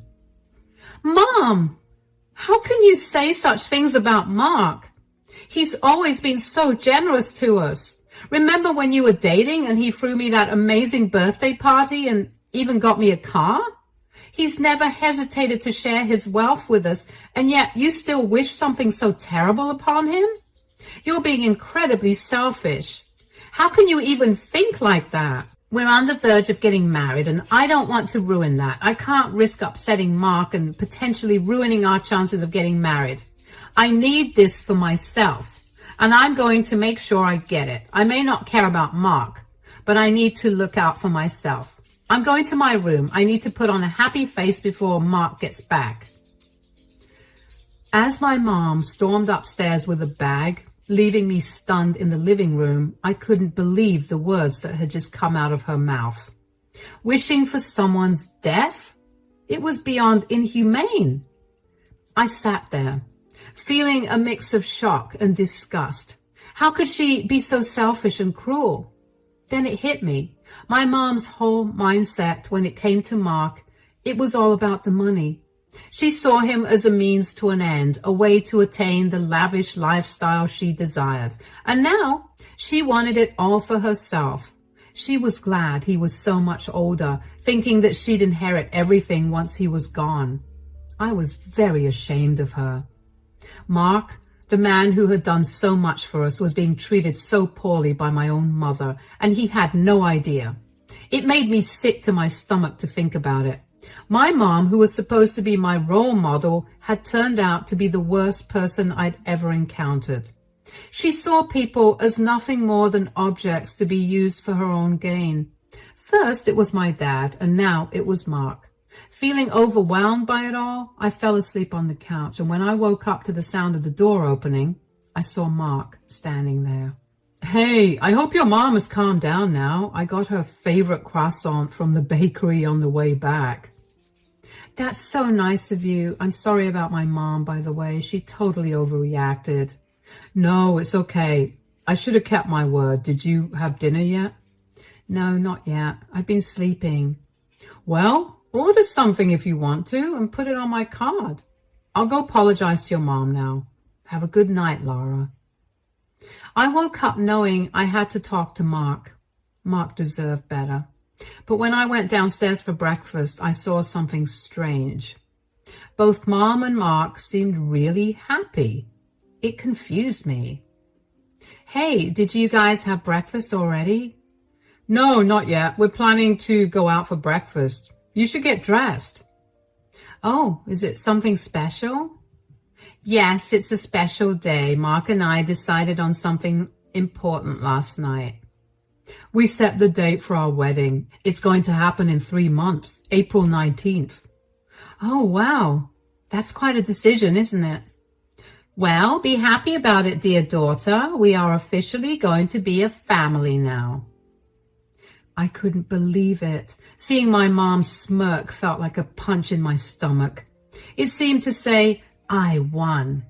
She's always been good at getting away with things, but not this time. I told myself firmly. But figuring out how to handle the situation felt like trying to solve a puzzle with missing pieces. How do I even talk to Mark about this? What should I say? I decided I had to stick with the truth no matter how hard it seemed. The following week was tough. Mark and my mom were busy planning their wedding, excitedly calling wedding coordinators for appointments and checking out different venues online. Mark was so happy, but I couldn't shake off my doubts about my mom's intentions. Then, finally, it was the next weekend. My mom was out shopping, leaving me and Mark alone at home. As Mark cooked lunch in the kitchen, I couldn't hold it in any longer. We sat at the dining table. I hope you enjoyed the pasta, Lara. It's a new recipe I found on Facebook. It was delicious, Mark. But there's something I need to tell you, and I can't keep it inside anymore. What's on your mind? You can always talk to me. It's about my mom, Mark. I hate to say it, but she's not who you think she is. What do you mean by that? To put it bluntly, my mom is marrying you for your money. Huh? Where is this coming from? What makes you say that? My mom, she's always been selfish, even with my dad. She only cared about herself, never considering his feelings or struggles. Their marriage was far from smooth sailing. My dad loved her deeply, just like you love her now. But unlike you, he didn't have money to offer. My mom never respected him because he couldn't provide her with the things that she desired. It pains me to say this, but she's repeating the same pattern with you. I've seen it in her actions and heard it in her words. She's after your money, Mark. I know it's hard to believe, but I couldn't stay silent any longer. I can't wrap my head around this. It's too much to take in. How could your mom be like this? I've known her for years, and she's always seemed to be so genuine and caring. I thought our relationship was built on love and trust, but now? Do you remember last week when she had that argument and you went to work? Well, after you left, my mom came to me and confessed everything. She didn't hold back. She told me how she really feels about you. She even said some messed up stuff like hoping you kick the bucket after the wedding so she can take everything. It is messed up, I know, but I could not sit back and watch you get played like that. You have been like a dad to me and you deserve way better. Lara, I think I need some space to let all of this sink in. I believe you, because let's be real, I've seen the signs too. How obsessed she is with my bank balance, always asking about my salary, what's in my account. It's sketchy and I can't ignore it anymore. But can you do me a solid and not let your mom know that I'm onto her for a few days? I need to figure out how to handle this situation. Getting it off my chest was tough, but at least Mark knew the truth now. I couldn't shake off my worry for him and how he must be feeling, but I promised him I'd act normal in front of my mom, like nothing had happened. Surprisingly, Mark played along, behaving as he always did around her. At that moment, I had no clue what was about to unfold next. Then, 2 days later, something happened. Mark came home from work and asked me to call my mom downstairs. Soon, the three of us were gathered in the living room. Hey, what's up, hon? You seem stressed. Is everything okay? Well, it's kind of complicated. There's no easy way to put this, but we might need to sell the house and the company. Some debts piled up, and now they've got us in a tight spot. Wait, seriously? Oh no, this can't be happening. I messed up, guys. Selling the house and the company might be the only way out. I didn't want to worry you, but it's gotten serious. Please, Alexa. I know things are tough, but we can get through this together. I need you by my side more than ever. I can't do this alone. Thank God we didn't tie the knot. Useless. That's what you are, Mark. I won't waste my life with a loser like you. As if I'd want to stick around with your useless, broken self. No thanks, Mark. I'm not about to waste my time with someone who can't even keep their finances in order. I have better things to do than babysit a failure like you. Please take a moment to look at this paper before you leave. Mark took out a piece of paper and gave it to my mom. I was stunned by what was unfolding before my eyes. I watched as my mom began to read it, and then suddenly her face turned pale like a ghost. What's this? According to this house belongs to Lara? What's happening here? Can someone explain this to me? I'm just as shocked as you are. This doesn't make sense. Got you there, didn't I? There was this last glimmer of hope in my heart that made me think that everything I've heard about you could be wrong. But no, you proved yourself. The whole thing was a lie. I still have my company and my house. Well, not the house anymore because it belongs to Lara. Why would you lie about something like this? I needed to hear it straight from you, Alexa, your true feelings about me. And you've shown your true colors. You're nothing but a gold digger. The moment I mentioned losing my wealth, you flipped sides in an instant. You never cared about me, did you? I thought what we had was genuine, but it was all about the money for you. It's a letdown, to be honest. I put my trust in you, believing you were genuine, but I guess I misjudged. Why does Lara get this house? This can't be real. Lara, you set me up, you greedy witch. You're the worst. I raised you, and this is how you repay me? But I didn't want anything in return. I just wanted to show Mark the person you truly are. Lara deserves this. She's been nothing but honest and kind to me, treating me like family. I've decided to move out to my property on the outskirts. I've always thought of her as my daughter. Lara, think of this house as a token of gratitude from me, a way of saying thank you for everything you've done. But Mark, what about us? What about our plans? You can't do this to me. You promised me everything. I know, Alexa, and I'm sorry, but I can't stay in a relationship based on lies and greed. Our engagement is over. Lara, you have the final say now. If you want her to stay, she can. This house is yours. Actually, Mom, after thinking it through, I don't want you here either.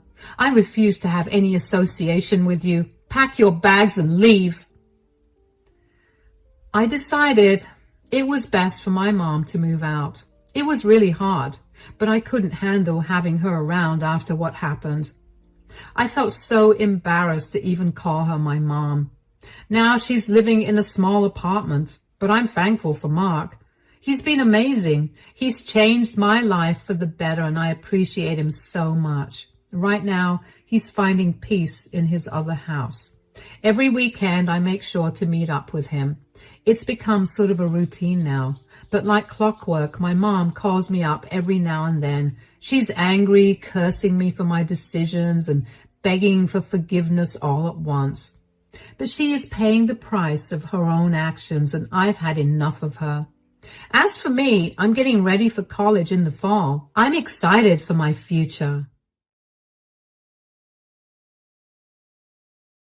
Hi, I'm Claire. I'm 34 years old, and the last 2.5 years have been nothing short of tiring. I almost lost my husband 2 years ago, and today we're divorced. Yeah, that sounds confusing. Let me start from the beginning. I met my husband, Sean, through a dating app, and we got along really well over text, and we decided to meet up for a date. Our date also went really well, and one date turned into two, and then into many more. We dated for 2 years before we decided to move in together. We were both living in rented apartments, but my apartment was bigger and better than Sean's, so he moved into mine. A year later, Sean proposed to me, and I said yes. We got married in a beautiful ceremony surrounded by all our friends and family. It was definitely one of the happiest days of my life, especially in comparison to everything that came afterwards. A year into our marriage, Sean lost his job. Apparently, Sean had been showing up for work late too much, and that was costing the company too much, so they let him go. I remember confronting him about why he was late for work when he had consistently left for work well ahead of time. I don't exactly remember what he said, but I do know that he brushed off my questions with some excuse. I let it go because I thought he was struggling with something. I tried my best to be there with him while he searched for another job. And during that time, Sean began to beg me to buy a house. I tried to tell him that with his lack of income, it would not be a good idea to buy a house. But he kept pressuring me to do it and even got his family involved. Eventually, I caved, and when it came time to put down a deposit, Sean obviously had no money, so I shouldered the whole thing. I made sure to only put my name in the deed and the title, and I don't know why, but I had a gut feeling that it was the right thing to do. Sean was okay with this when I told him about it too. A few months after we moved into our new home, Sean managed to find a new job. I was happy for him, and especially happy because I finally have some help with the mortgage payments. But Sean refused to help when I asked. He told me that since it was only my name on the deed and the title, he shouldn't have to pay for the house. That resulted in a huge fight between us because I couldn't believe his audacity. The only reason I was stuck paying the mortgage on the house was because he forced me to buy it. I told him that if he helped with the mortgage payments, I'd put his name on the deed. Sean told me that it was too late to do that because he'd seen my true colors. Things remained awkward between us for a while after that because I felt bitter that Sean was not helping me with the expense that he pressured me into taking up. But all of that resentment and anger went down the drain when one day I got a call telling me that Sean had gotten into a near-fatal car crash. He was in the operation theater getting emergency surgery, and while he may wake up again, he may not be fully functional. I dropped everything I was doing and rushed to the hospital. When I got there, I had to wait for 3 hours until Sean was wheeled out of the operation theater. The surgeon told me that Sean had suffered some extensive nerve damage, which he tried his best to fix, but it would affect his ability to walk. It was not irreversible, but he'd need a lot of physiotherapies to get back to walking again. I thanked him for his hard work and waited another 4 hours for Sean to wake up. At that time, I couldn't help but stress about how we were going to afford everything. Sean was on my insurance, but that would only cover so much. The rest of the expenses we were going to have to take care of as it is, and we were struggling to make ends meet. And with this, at some point, the stress and the anxiety of the day got to me, and I fell asleep. But Sean's questions woke me up. Where am I? What happened? Oh, sweetie, I'm so glad you're alive. You were in a horrible car accident. What? How did that happen? Why do I not remember anything? You were hit by a speeding driver at a stoplight. It's a miracle you survived. I was so scared when I got a call telling me that you were in an accident. I thought I lost you. Oh, darling, you didn't. It'll take more than an accident to take me away from you. I'm just glad that all my limbs are functioning. Hold on. Why can't I feel my legs? Is something wrong with them? Please don't freak out, sweetie, but you suffered some pretty serious nerve damage because of the accident. The doctors did their best to fix things, but you'll be paralyzed for a while. What? That can't be the case, but how will I do anything now? How will I work? Calm down, sweetie. I know this is hard for you to... That's easy for you to say. You have no idea what this feels like. It feels like my entire world is crashing down on me. You're right. I have no idea what you're going through, but I have some good news. Will I be able to walk again? Yes, but you'll need a lot of physiotherapy. That's great to hear, but wait. That would cost a lot, right? How will we manage to do that and also survive in general? You don't worry about that. How can I not worry about it? Aside from these medical bills, doing physiotherapy will practically leave us way beyond broke. I had a lot of time to think things over while you were asleep, and I realized that with your insurance and a second job, we'll be able to live comfortably and pay off all the bills. You're going to work 2 jobs? But that will be really stressful and hard for you. It's okay, I'll manage. I want you to be all right. And if that means working a little more, then so be it. How did I get so lucky to have found you? Shut up. I'll go get a nurse to make sure you're doing all right, though. I tried my best to remain calm for Sean, but on the inside, I was freaking out. The doctors checked in on him, and Sean was progressing well after the surgery. Sean was in the hospital for another week before he was finally allowed to come back home. He had to resign from his work because he worked in a physically demanding job, and that would not be possible with his paralysis. So I picked up a second job and did my best to make all ends meet. For 6 months, we focused on getting Sean to feel physically better. Aside from the nerve damage, he also suffered minor cuts and bruises all over his body. We also used that time to adjust to our new life. I made sure to make the house as accessible as possible for Sean since he now needed a wheelchair. I also set up appointments with a therapist for him because he began to show clear signs of depression initially. When we were both in a better place mentally and physically, we decided to look into physiotherapy. After thorough research and recommendations from Sean's doctor, we ended up finding a good physiotherapist who wasn't going to cost as much as I thought. We started those sessions almost immediately, and initially, Sean hated it. It was a constant reminder of how he could no longer use his legs, and I was beyond glad that I had gotten Sean into therapy before physiotherapy because I would not have been able to help him out. I was drowning in work and exhaustion too. Every day I felt like giving up because the stress was killing me. I only got 4 hours of sleep every day, and I would come back home only to do more work, and it was not like I would complain either because Sean was the one who had suffered more.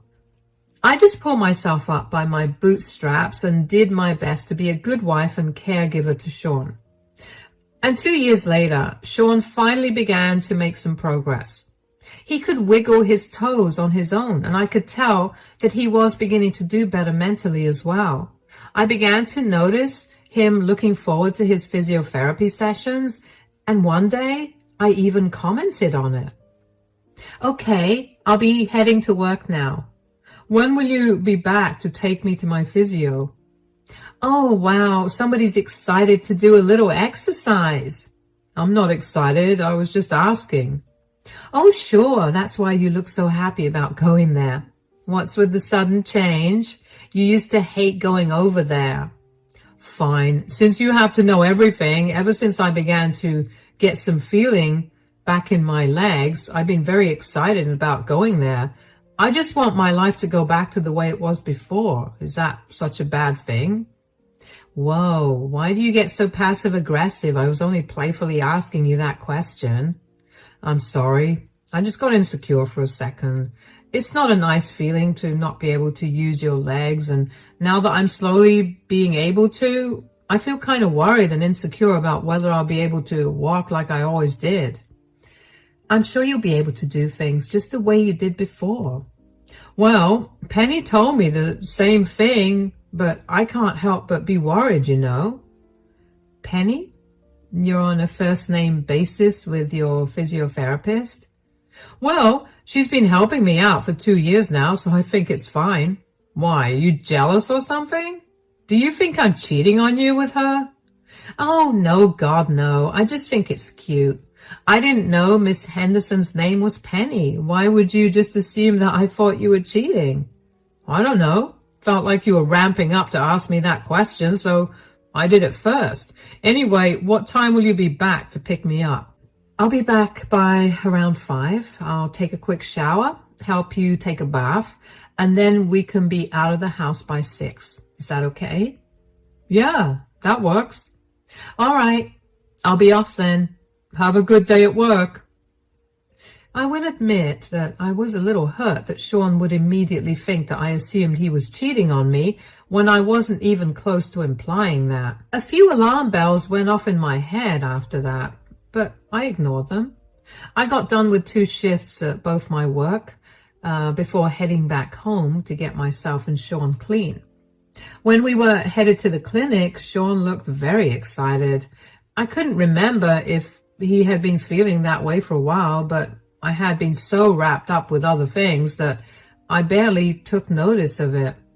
Still, it was nice to see him look so happy. I dropped him off in the physiotherapist Penny's office and decided to go out for a cup of coffee while Sean did his sessions.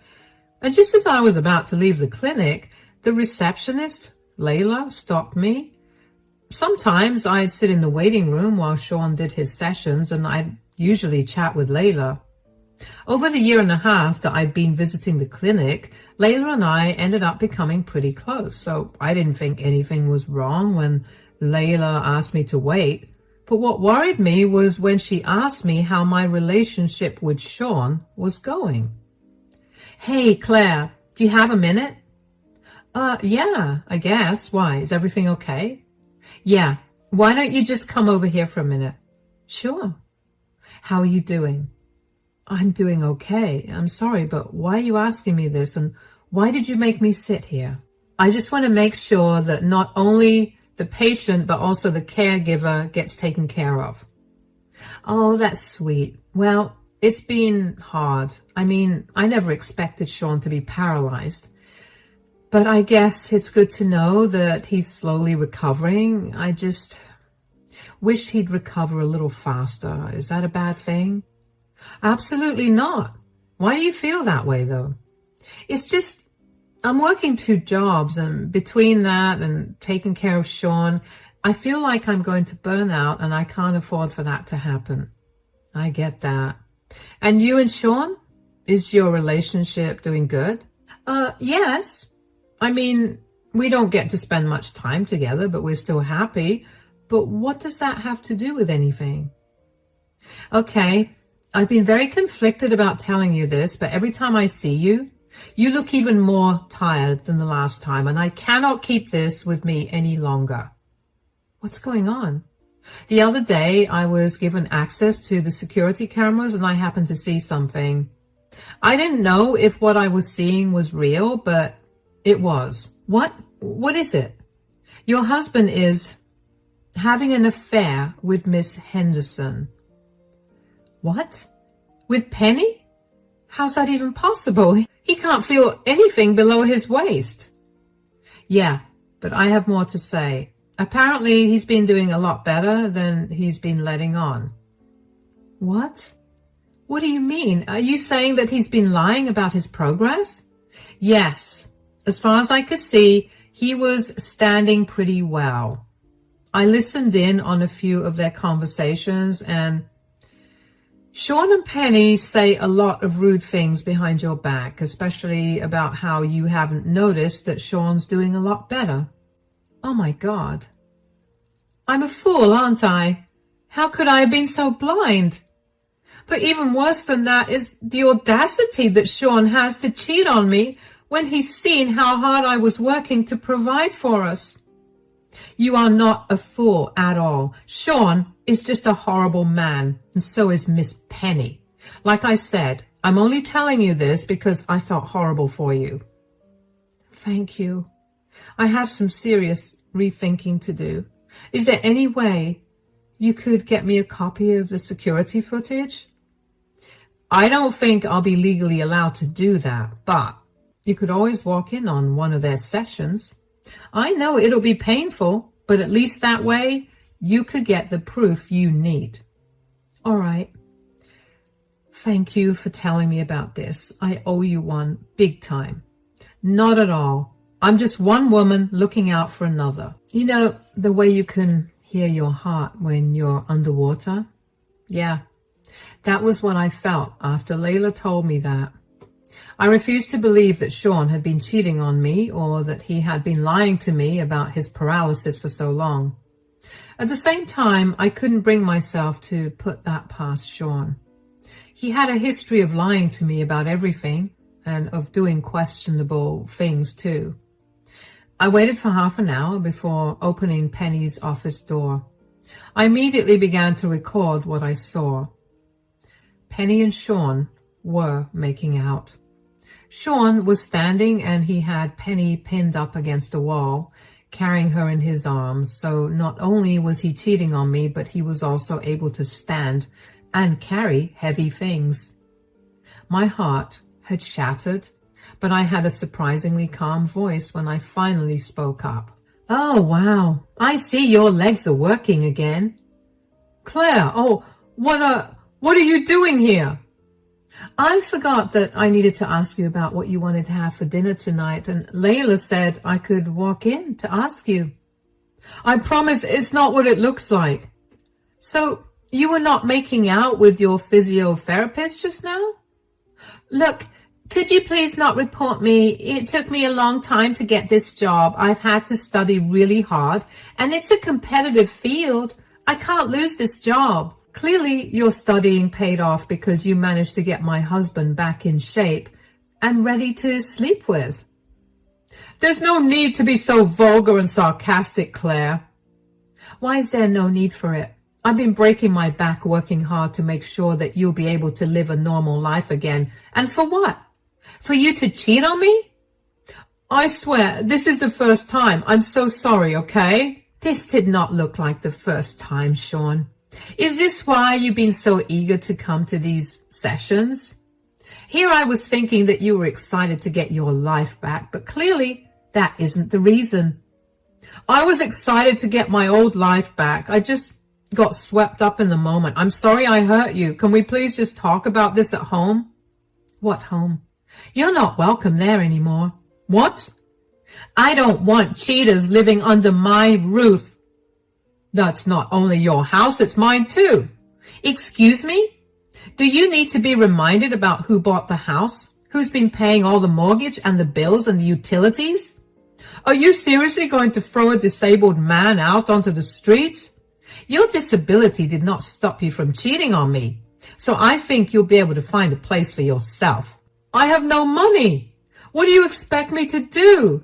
Please, just let me come back and we can work this out. We could go to couples counseling or something. Why? So you can cheat on me with that counselor too?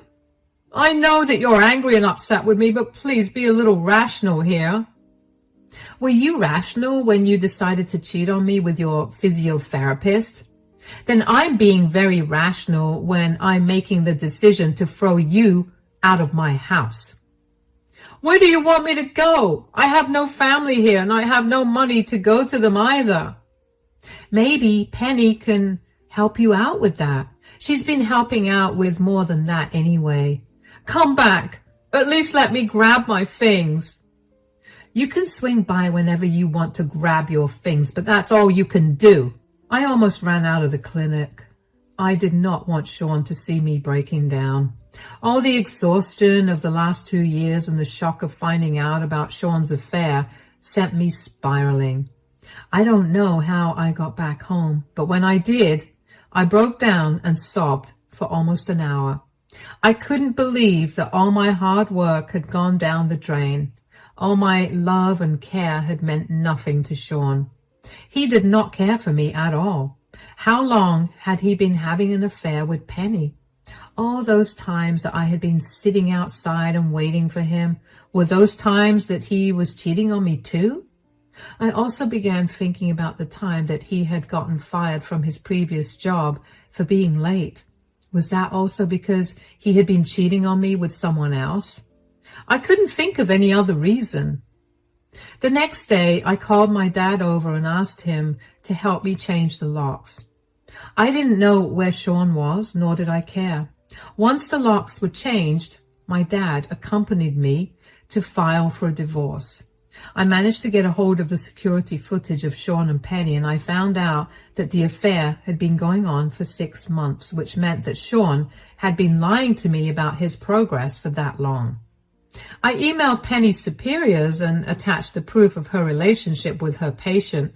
They responded and told me that they had taken swift action against her and were willing to compensate me for Sean's bills if I did not take the matter up with more authorities. I told them I would, as long as they gave me back my money and made Sean pay for his treatments. They agreed. A few days later, Sean showed up at my door. "Oh, you finally came to collect your things. I packed them and kept them in the living room. I hope you brought someone to help." "What is your problem?" "Huh? What are you talking about? Why did you have to report Penny now she's fired from her job?" "Well, what did you expect? What she did was very inappropriate and a gross violation of ethics." "You're mad at me for cheating, so why do you have to take it out on her?" "Because she would do that with any other patient she could get in the future too. It's not right, and she needed to face the consequences of her actions." "Why are you so up in arms about it? Are you sad because your meal ticket won't be able to provide you with a good life like I did now that she lost her job?" "Why couldn't you have just talked to me like a normal person? Why did you have to ruin her life? Now I really have nowhere to go and I have a huge bill to pay off." "You want to talk like a normal person? Fine. Why did you cheat on me, Sean? You saw how hard I worked to pay off your bills and to make sure you were living a good life. You saw how much I sacrificed to make sure you were okay. So why did you cheat on me?" "With how much you worked, I was lonely. You can't possibly expect a man to be okay with being left alone for so long. Penny recognized my loneliness and she helped me. She did what you should have been doing for me as my wife." "You can't be serious. You were feeling lonely, so you cheated on me. You cheated on me because I wasn't doing my duties as a wife? What about me working 2 jobs and sleeping only 4 hours a day to pay your medical expenses? That's not a duty that a wife does for her husband?" "That's not the only duty. You're supposed to take care of all my needs, not just one of them. You're just jealous that I found someone better than you, so you're lashing out." "Have you always been this entitled? Do you hear the words coming out of your mouth right now?" "It's not entitled to expect your wife to be there for you." "How was I not there for you? I made sure to make time for us to spend together, even when I was beyond exhausted. I did everything I could for you, and you just spat in my face." "We both clearly had some good points, and I feel like we'll only keep talking in circles at this rate. Why don't we schedule an appointment with a couples counselor? We can sort our issues out there, and we can go back to being who we were." "That is not happening. I told you that before, and I'm telling you again, I don't want to be with you. You've shown me your true colors, and I'm done." You have not given me a single valid reason for you cheating on me, and even if you did, I wouldn't care. Take your things and get out of my house. What if I don't do that? I want us to work it out, please. There's nothing to work out, Sean. If you don't take your things out, I'll throw them out. Or I'll put them in a storage facility that you have to pay for. I'm giving you an hour to get this stuff out, or I'm calling the police to get you off my property. To say I was mad would be an understatement.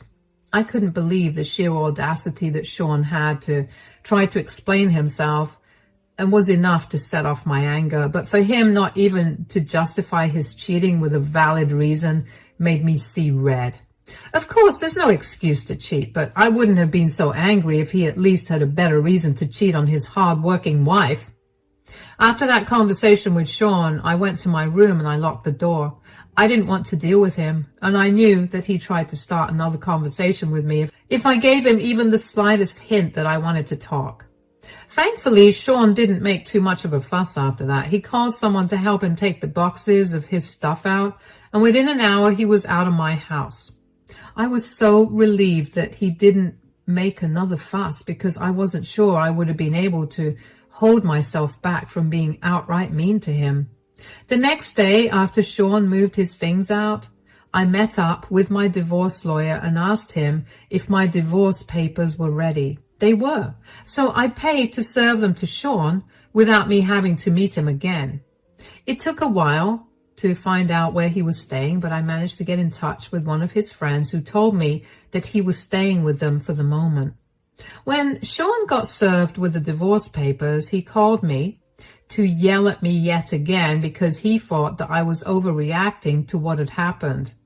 I barely let him talk for a minute before I cut the call on him. After that, I began to get calls from his friends and family, all of whom were telling me that I was horrible for leaving him.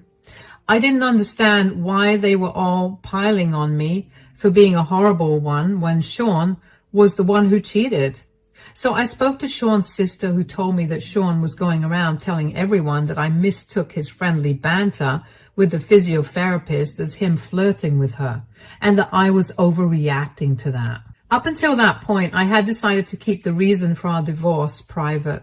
I decided to do that out of respect for our previous relationship, and because I knew that if people found out that Sean had cheated, he might not have gotten the help he needed, considering he was still new to being able to walk. All of that went right out the window when I heard that Sean was spreading lies about me. I don't know why I expected some amount of maturity from him, but since he wasn't capable of that, I created 2 text groups, one for his family and the other for his friends, and I sent the security footage along with my recording of Sean making out with his physiotherapist. I then blocked Sean and all his friends. I heard from Sean's sister later on that Sean was livid that I had exposed him like that. His parents decided to go low contact with him because they couldn't fully abandon him when they'd almost lost him in the accident, but they were very disappointed in him. A lot of Sean's friends had stopped being friends, not only because he was a cheater, but also because he had pointlessly lied to them and made them look like fools. The friend who had opened his doors to Sean also asked him to leave because Sean had lied to him about many more things than just his affair. The friend had had enough and wanted him out. Last I heard, his parents helped him get back home, but they're not helping him out much. It's been an exhausting few months. After Sean went to stay with his parents, he signed the divorce papers and barely contested much. It took a while for the divorce to get approved, but once it did, I felt like a free woman again. It's been a long time since I had any time to myself, and I'm looking forward to unwinding and catching up with a lot of my hobbies. Even though it still hurts every now and then to think about the love I lost, it's still nice to know that at least I hadn't lost myself in the whole ordeal. Here's to happier days now. Hi everyone, I'm Blair. I'm 30 years old. Let's get straight to my story without wasting any time. My husband, Austin, and I met at a coffee shop. It was one of those cheesy moments. He dropped his coffee, I laughed, and the rest is history. He's the sweetest guy you'll ever meet, always putting others before himself, caring and compassionate. Then there's Chase, Austin's older brother. Complete opposite of Austin, selfish to the core and a total mama's boy. He expects the world to revolve around him and throws tantrums when it doesn't. But Vanessa, Chase's wife, she's an angel. Seriously, the sister I never had. We clicked instantly, and she's got this aura of kindness, you know. Always lending an ear, offering a shoulder. Now, let me introduce you to the villain of our story, my mother-in-law, Chelsea. She's not the kind of mother-in-law who bakes cookies and gives you warm hugs. Controlling doesn't even begin to describe her. She wants everything her way, and if it's not, watch out. So she thinks she's entitled to rule over everyone's lives, including mine. Dear readers, now that you're familiar with the members of my family, let's go back a bit, about 2 years ago. It was a time when Austin and I had just tied the knot. We'd been dating for nearly 2 years before he popped the question. And right from the start, Chelsea never seemed to warm up to me. But Austin always had my back. He wasn't afraid to stand up for me when needed, even if it meant gently reminding Chelsea of her place. In the same neighborhood as us, Chelsea lived with Vanessa and Chase. Vanessa had been a part of the family long before I came into the picture.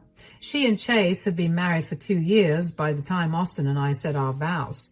Despite being a newcomer, I've always been good at getting along with people, but Chelsea, she proved to be a bit of a challenge. I remember the day we returned from our honeymoon. Chelsea extended an invitation for us to gather at her place for a family meeting. All right, now that you guys are back from your honeymoon, I want to chat about some ground rules. Mom, it's not a big deal. Let's just focus on keeping things cool and happy, okay? Austin, let her finish. She talked to Vanessa about this too. Thanks, Chase. So here's the deal. When you're part of this family, there are a few things to keep in mind. You know, since you're a housewife like Vanessa, I figure you're usually free. Sometimes I need a hand with things. And since you're just a few blocks away, it would be nice if you kept your phone handy in case I needed you. Vanessa's always been there to help out. And about those family gatherings we host twice a month, it's kind of a tradition. As my daughter-in-law, I think it's your duty to come over and help with all the food and preparations. And lastly, just show me some respect, you know. Follow my lead, and we'll all get along fine. These rules are just to keep things running smoothly when you're visiting. Sound good? All right, that sounds good to me. I'm really happy to be a part of this family. When Chelsea first mentioned those house rules, I wasn't too bothered by them. I was actually happy to help her out. But little did I know that was just the beginning of it all. In the early days of my marriage, things seemed smooth between Austin and me. Chelsea didn't interfere much, but everything she did was somehow problematic. Like the first time I went to help her out for the family gatherings, she invited around 40 people, including family and friends, to their place and expected Vanessa and me to handle all the work. I'll never forget walking into their house and seeing Chelsea lounging on the couch, flipping through a magazine.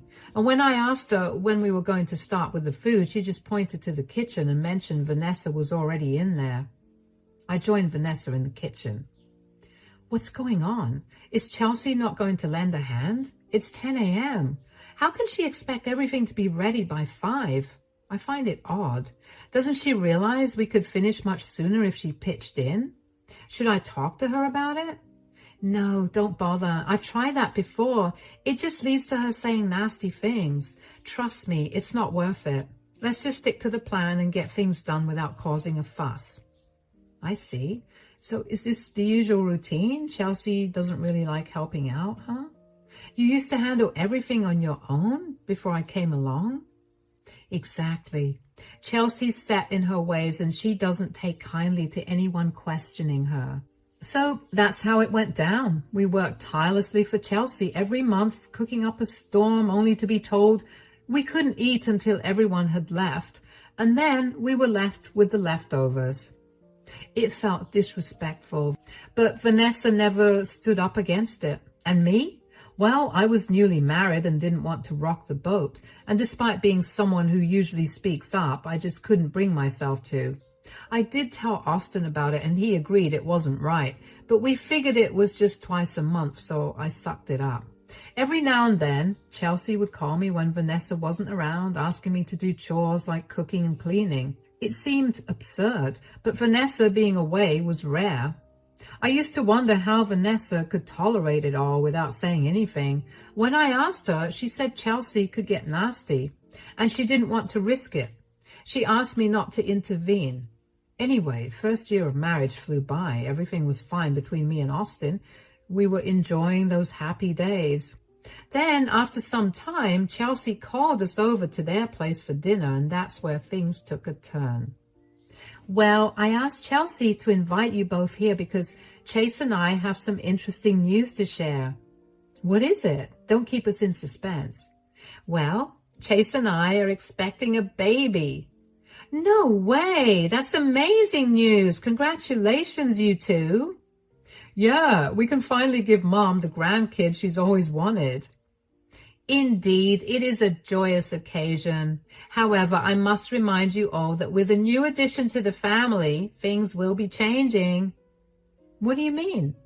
What I mean is that now that Vanessa is pregnant, she won't be able to manage all the chores by herself. So, Blair, I need you to come down to my house 5 times a week to help me out.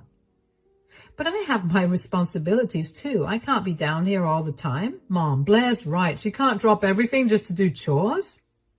Come on, Austin. Don't talk back to Mom like that. Vanessa has always done the work around here. What's your problem? Exactly, Chase. Blair's part of this family and she needs to help out. Fine, I'll come down. Don't worry, I'll still help you. No, Vanessa, it's fine. I want you to enjoy this time. Your pregnancy is important. So it was settled. I agreed to go down and help Chelsea with her chores 5 times a week. Sure, I didn't have to do it, but I wanted to. Vanessa had been doing it all this time, and I didn't want Chelsea to bother her during her pregnancy. The next week, I headed over to Chelsea's house. She handed me a long list of chores that left me dumbfounded. Scrub all the floors in the house, including hardwood, tile, and carpeted areas. Dust and polish all the furniture in every room. Clean all the windows inside and out, including the ones on the second floor. The list went on and on. When I questioned Chelsea about the workload, she simply brushed it off and said Vanessa used to manage just fine. Chelsea would sit around watching TV or gossiping with her friends while I did all the grunt work. Sometimes Vanessa would offer to help me, but honestly, I didn't want her to. So I insisted that Vanessa should rest while I tackled the chores solo. It was the least I could do for her, especially during her pregnancy. And then came the first family gathering after Vanessa's pregnancy announcement. Chelsea wanted to make it a big affair this time, inviting a lot more people to celebrate. She saw it as an opportunity to let everyone know that her daughter-in-law was expecting the first grandchild of the family. Early in the morning, Chelsea called me requesting my help with dinner preparations for around 70 people. I arrived at her house, ready to lend a hand, but to my surprise, as soon as I stepped in, Chelsea directed me straight to the kitchen. It dawned on me that she wouldn't be working alongside me this time as well. Chelsea, would you mind helping me with preparing food? We've got a big crowd to feed, nearly 100 people. Why is it always me? Can't you pitch in? Because I assigned you to the task, that's why. Now, let's get to work. Hold on a second, Chelsea. I've been meaning to ask you something. Why is it that you're always relaxing on the couch or out with friends while Vanessa and I do all the work around here? You seem full of energy for everything else, but when it comes to chores, you're nowhere to be seen. Excuse me? What did you just say? Let me clarify something right now. You and Vanessa, You're just outsiders here. You mean nothing to me. I am my kids' top priority, and you two don't contribute a penny to this household. So stop complaining and start cooking. Remember, you're not family, just helpers. That's not fair, Chelsea. Vanessa and I are part of this family too. We may not be related by blood, but you can't treat us like servants. We deserve respect. Respect is earned, Blair, and as far as I'm concerned, you haven't earned any. Now quit wasting time and get to work. I think you both should calm down. I can help, Blair, if that's okay. I'm only 3 months pregnant. Listen up, both of you. I don't care about Vanessa or the child she's carrying, but we need to put on a happy family show for everyone. Vanessa, get your apron on and start cooking as well. I cannot believe I went easy on the chores for her because of Chase's request, but never again. Now enough talk. Vanessa walked into the kitchen and I followed her silently. I felt conflicted. On one hand, I knew I needed to respect Chelsea, but on the other hand, her words from earlier lingered in my mind. She had dismissed Vanessa and me as mere helpers, not even considering us part of the family. I talked to Vanessa about it, and she said it's something Chelsea does often. Vanessa insisted on helping me cook, even though I said she didn't have to. She knew it would be tough for me to do it all alone. And during the party, I couldn't shake off feeling upset. Chelsea's words hurt, but I didn't want to make things worse. Later, when I got home, I told Austin everything. He understood and felt upset too. You won't believe what happened at Chelsea's today. She treated us like we were just her servants, not family. She called me and Vanessa her helpers, even though we helped her cook for so many people by ourselves. This has to stop. I'm going to have a chat with Mom about this. The next day, Austin went over to Chelsea's place by himself, and when he got back, he told me things would be different with Chelsea. He said he had a chat with her, and even though we still have to do some chores tomorrow, Chelsea said she would contribute to the chores as well. The next day, I went over and found Chelsea already there, cleaning the kitchen. I tried to have a conversation with her, but she completely ignored me. Chelsea, I understand you're upset, but what happened? Yeah, sure, I'm not mad at you. Now, let me do my share of the chores. That's what you've always wanted, right?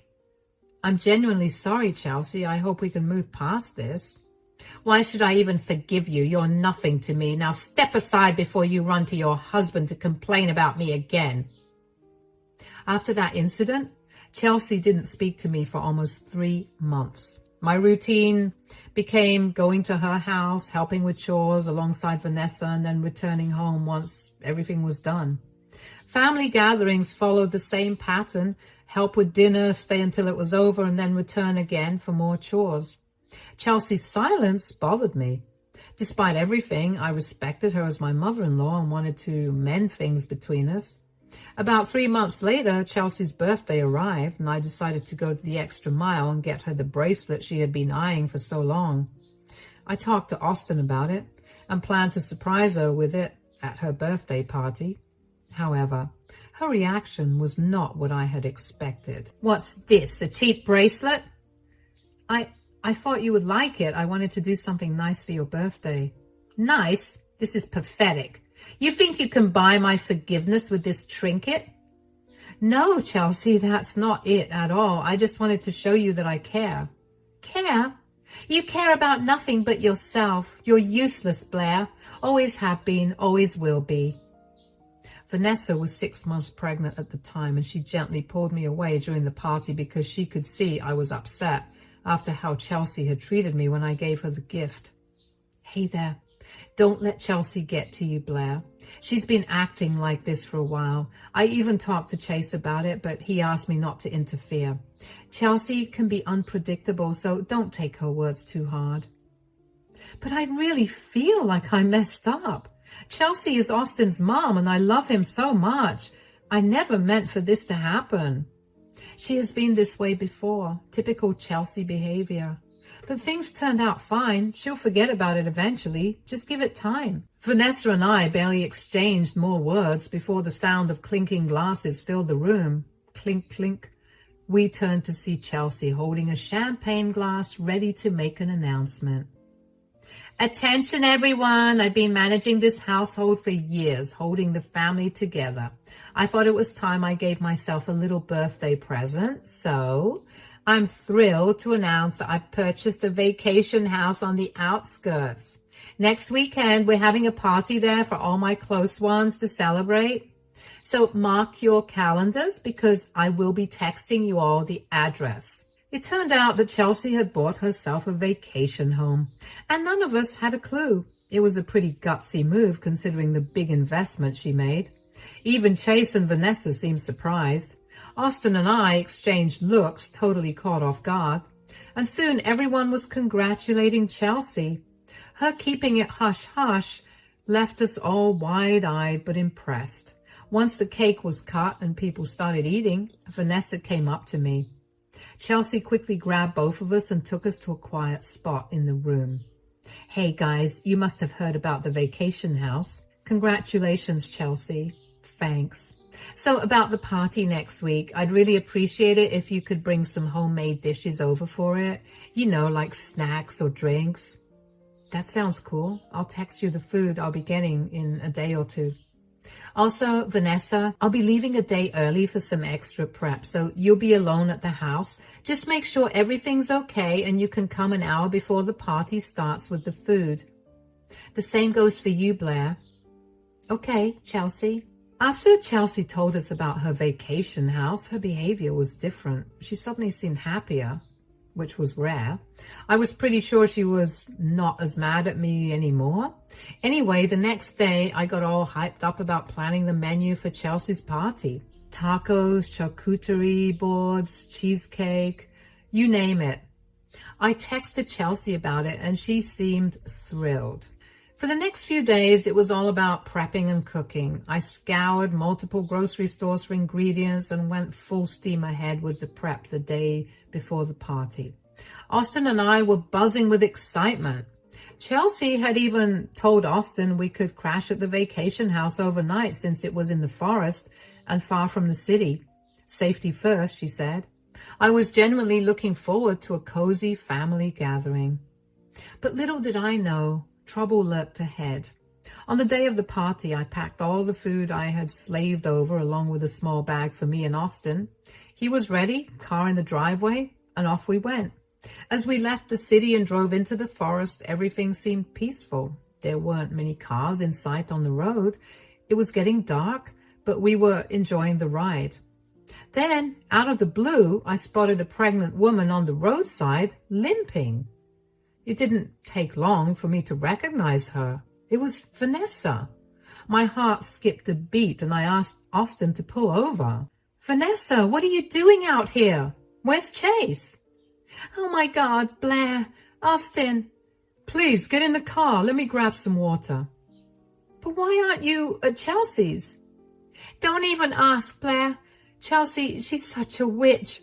Just an hour ago, Chase and I went to the address she sent us. It was this huge, beautiful vacation house, but when I walked in, Chelsea snatched the food I got her and showed me the door, telling me to leave. What? Why would she do that? She said the party was only for real family and that I'm not part of it. She kicked me out.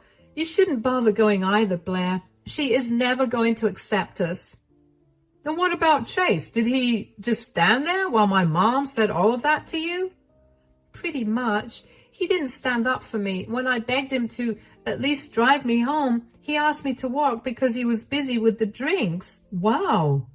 I always knew Chase had always been Mom's favorite, but favoring her over you in this condition? Unbelievable. I can't believe this. Chelsea really went too far this time. Oh my God, screw this. We're not taking this food over to her place. We'll deal with my mom's tantrums later. Right now, let's just focus on getting Vanessa home. Austin made a U-turn. I sat in the back with Vanessa trying to calm her down. When we got back home, I made some tea for her to chill. I suggested she crash in the guest room, and then I realized I hadn't checked my phone at all. It turns out Chelsea had blown it up with like 20 missed calls. I felt this rage bubbling up inside me because of what she did to Vanessa. So I stormed into the living room. I just had to let Chelsea have it. Oh, that fury inside me needed an outlet. So yeah, I called her straight to say it to her face. Hey, where have you been? You're super late. The guests are all here and I've been trying to call you. What's going on? I am with Vanessa. She told me everything. Why are you worried about Vanessa? I need you here with all the food in an hour and then you can go back home because you were never invited to my house in the first place. No way. I'm not bringing anything over to your place. You always treat Vanessa and me like we're nothing. We've been helping you out all this time and you do not even see us as part of your family. And what about Chase? He doesn't seem to care about Vanessa even though she's carrying his child. It's unbelievable.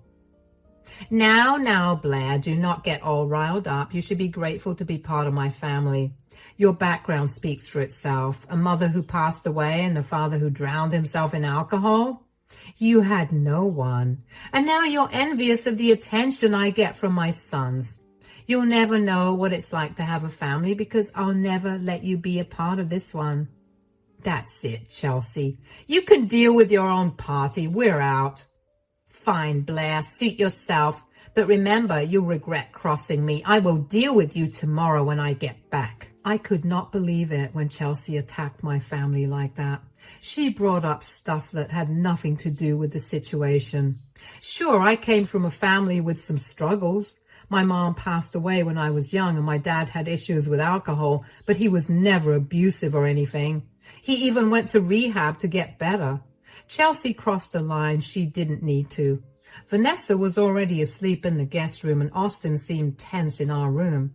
I filled him in on everything and we brainstormed a plan. Chelsea had this habit of pretending everything was perfect, hosting these big get-togethers where she flaunted her kindness. But I knew there was more to her. Chelsea used to be a respected teacher before she retired, with lots of friends in the community. People admired her for her warmth and generosity, so I came up with a plan to expose her true self. I decided to record our next argument and share it with her friends in the group chat. I knew it would show them who Chelsea really was, and before doing anything, I talked to Austin about it. He knew how Chelsea could be, and he agreed it was necessary. The next day around noon, Chase and Chelsea showed up at our place.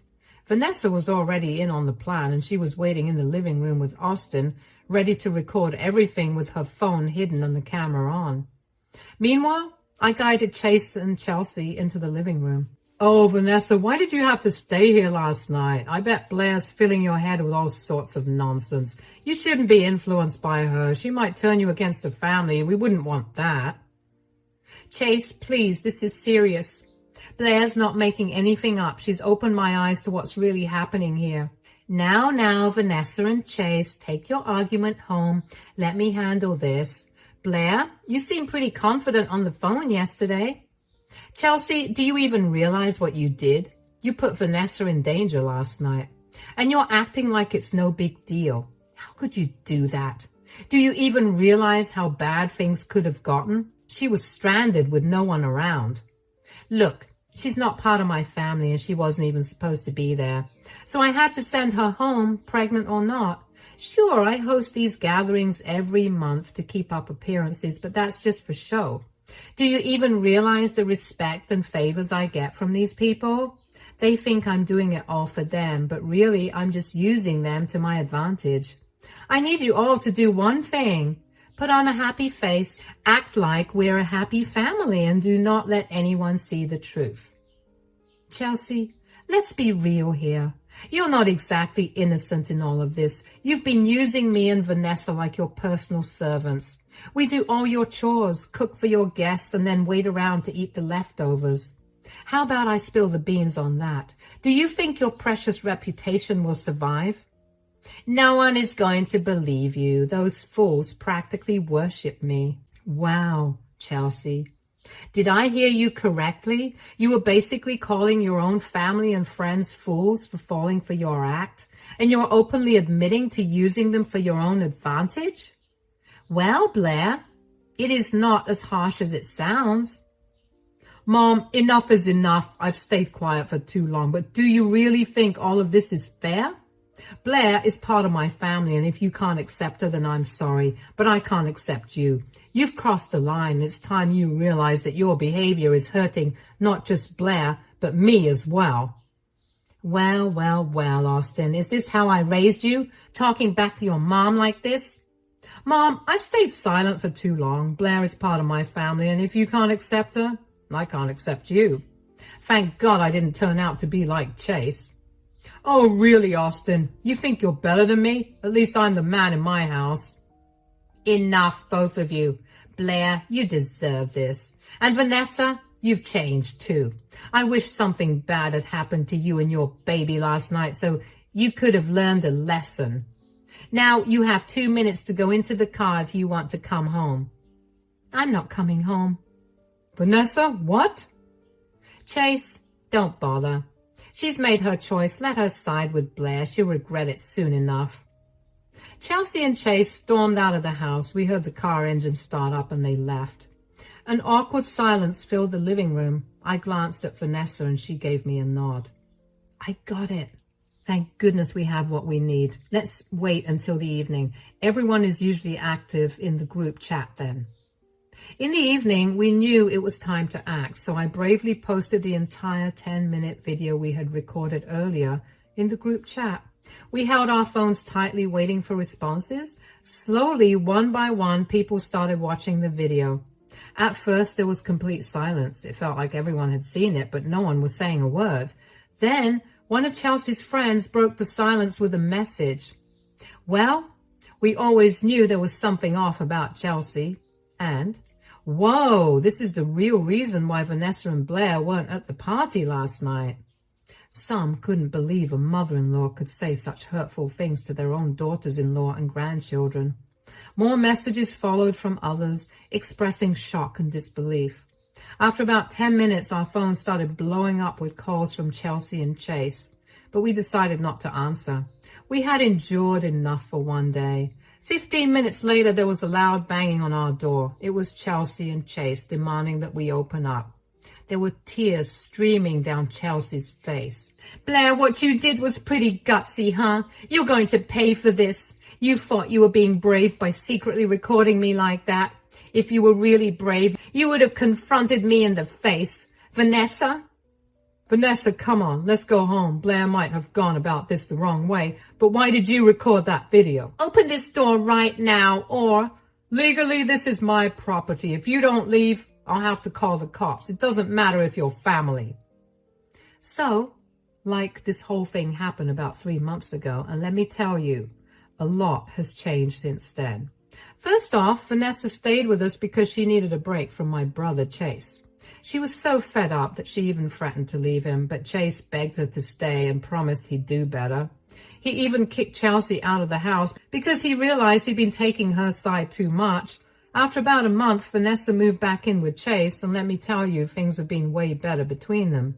They even had a baby, my little nephew, Corey. It's been like a breath of fresh air after all the drama we went through. I'm really happy Vanessa is giving Chase another chance, but I told her if things start going bad again, she can always come to me for help. I'll always be there for her. Now, about Chelsea? Well, let's just say she's not exactly everyone's favorite person right now. Nobody in the family wants anything to do with her anymore. And even her friends are keeping their distance. When Chase asked her to leave, Chelsea went to her fancy vacation house. But she still calls Austin sometimes, begging for forgiveness and promising she'll never treat me badly again. It's kind of sad. But honestly, she brought this all on herself. Right now, Austin and I are just focusing on ourselves. Maybe someday we'll give Chelsea another chance. But not right now. She's got a lot to prove to us before we'll even think about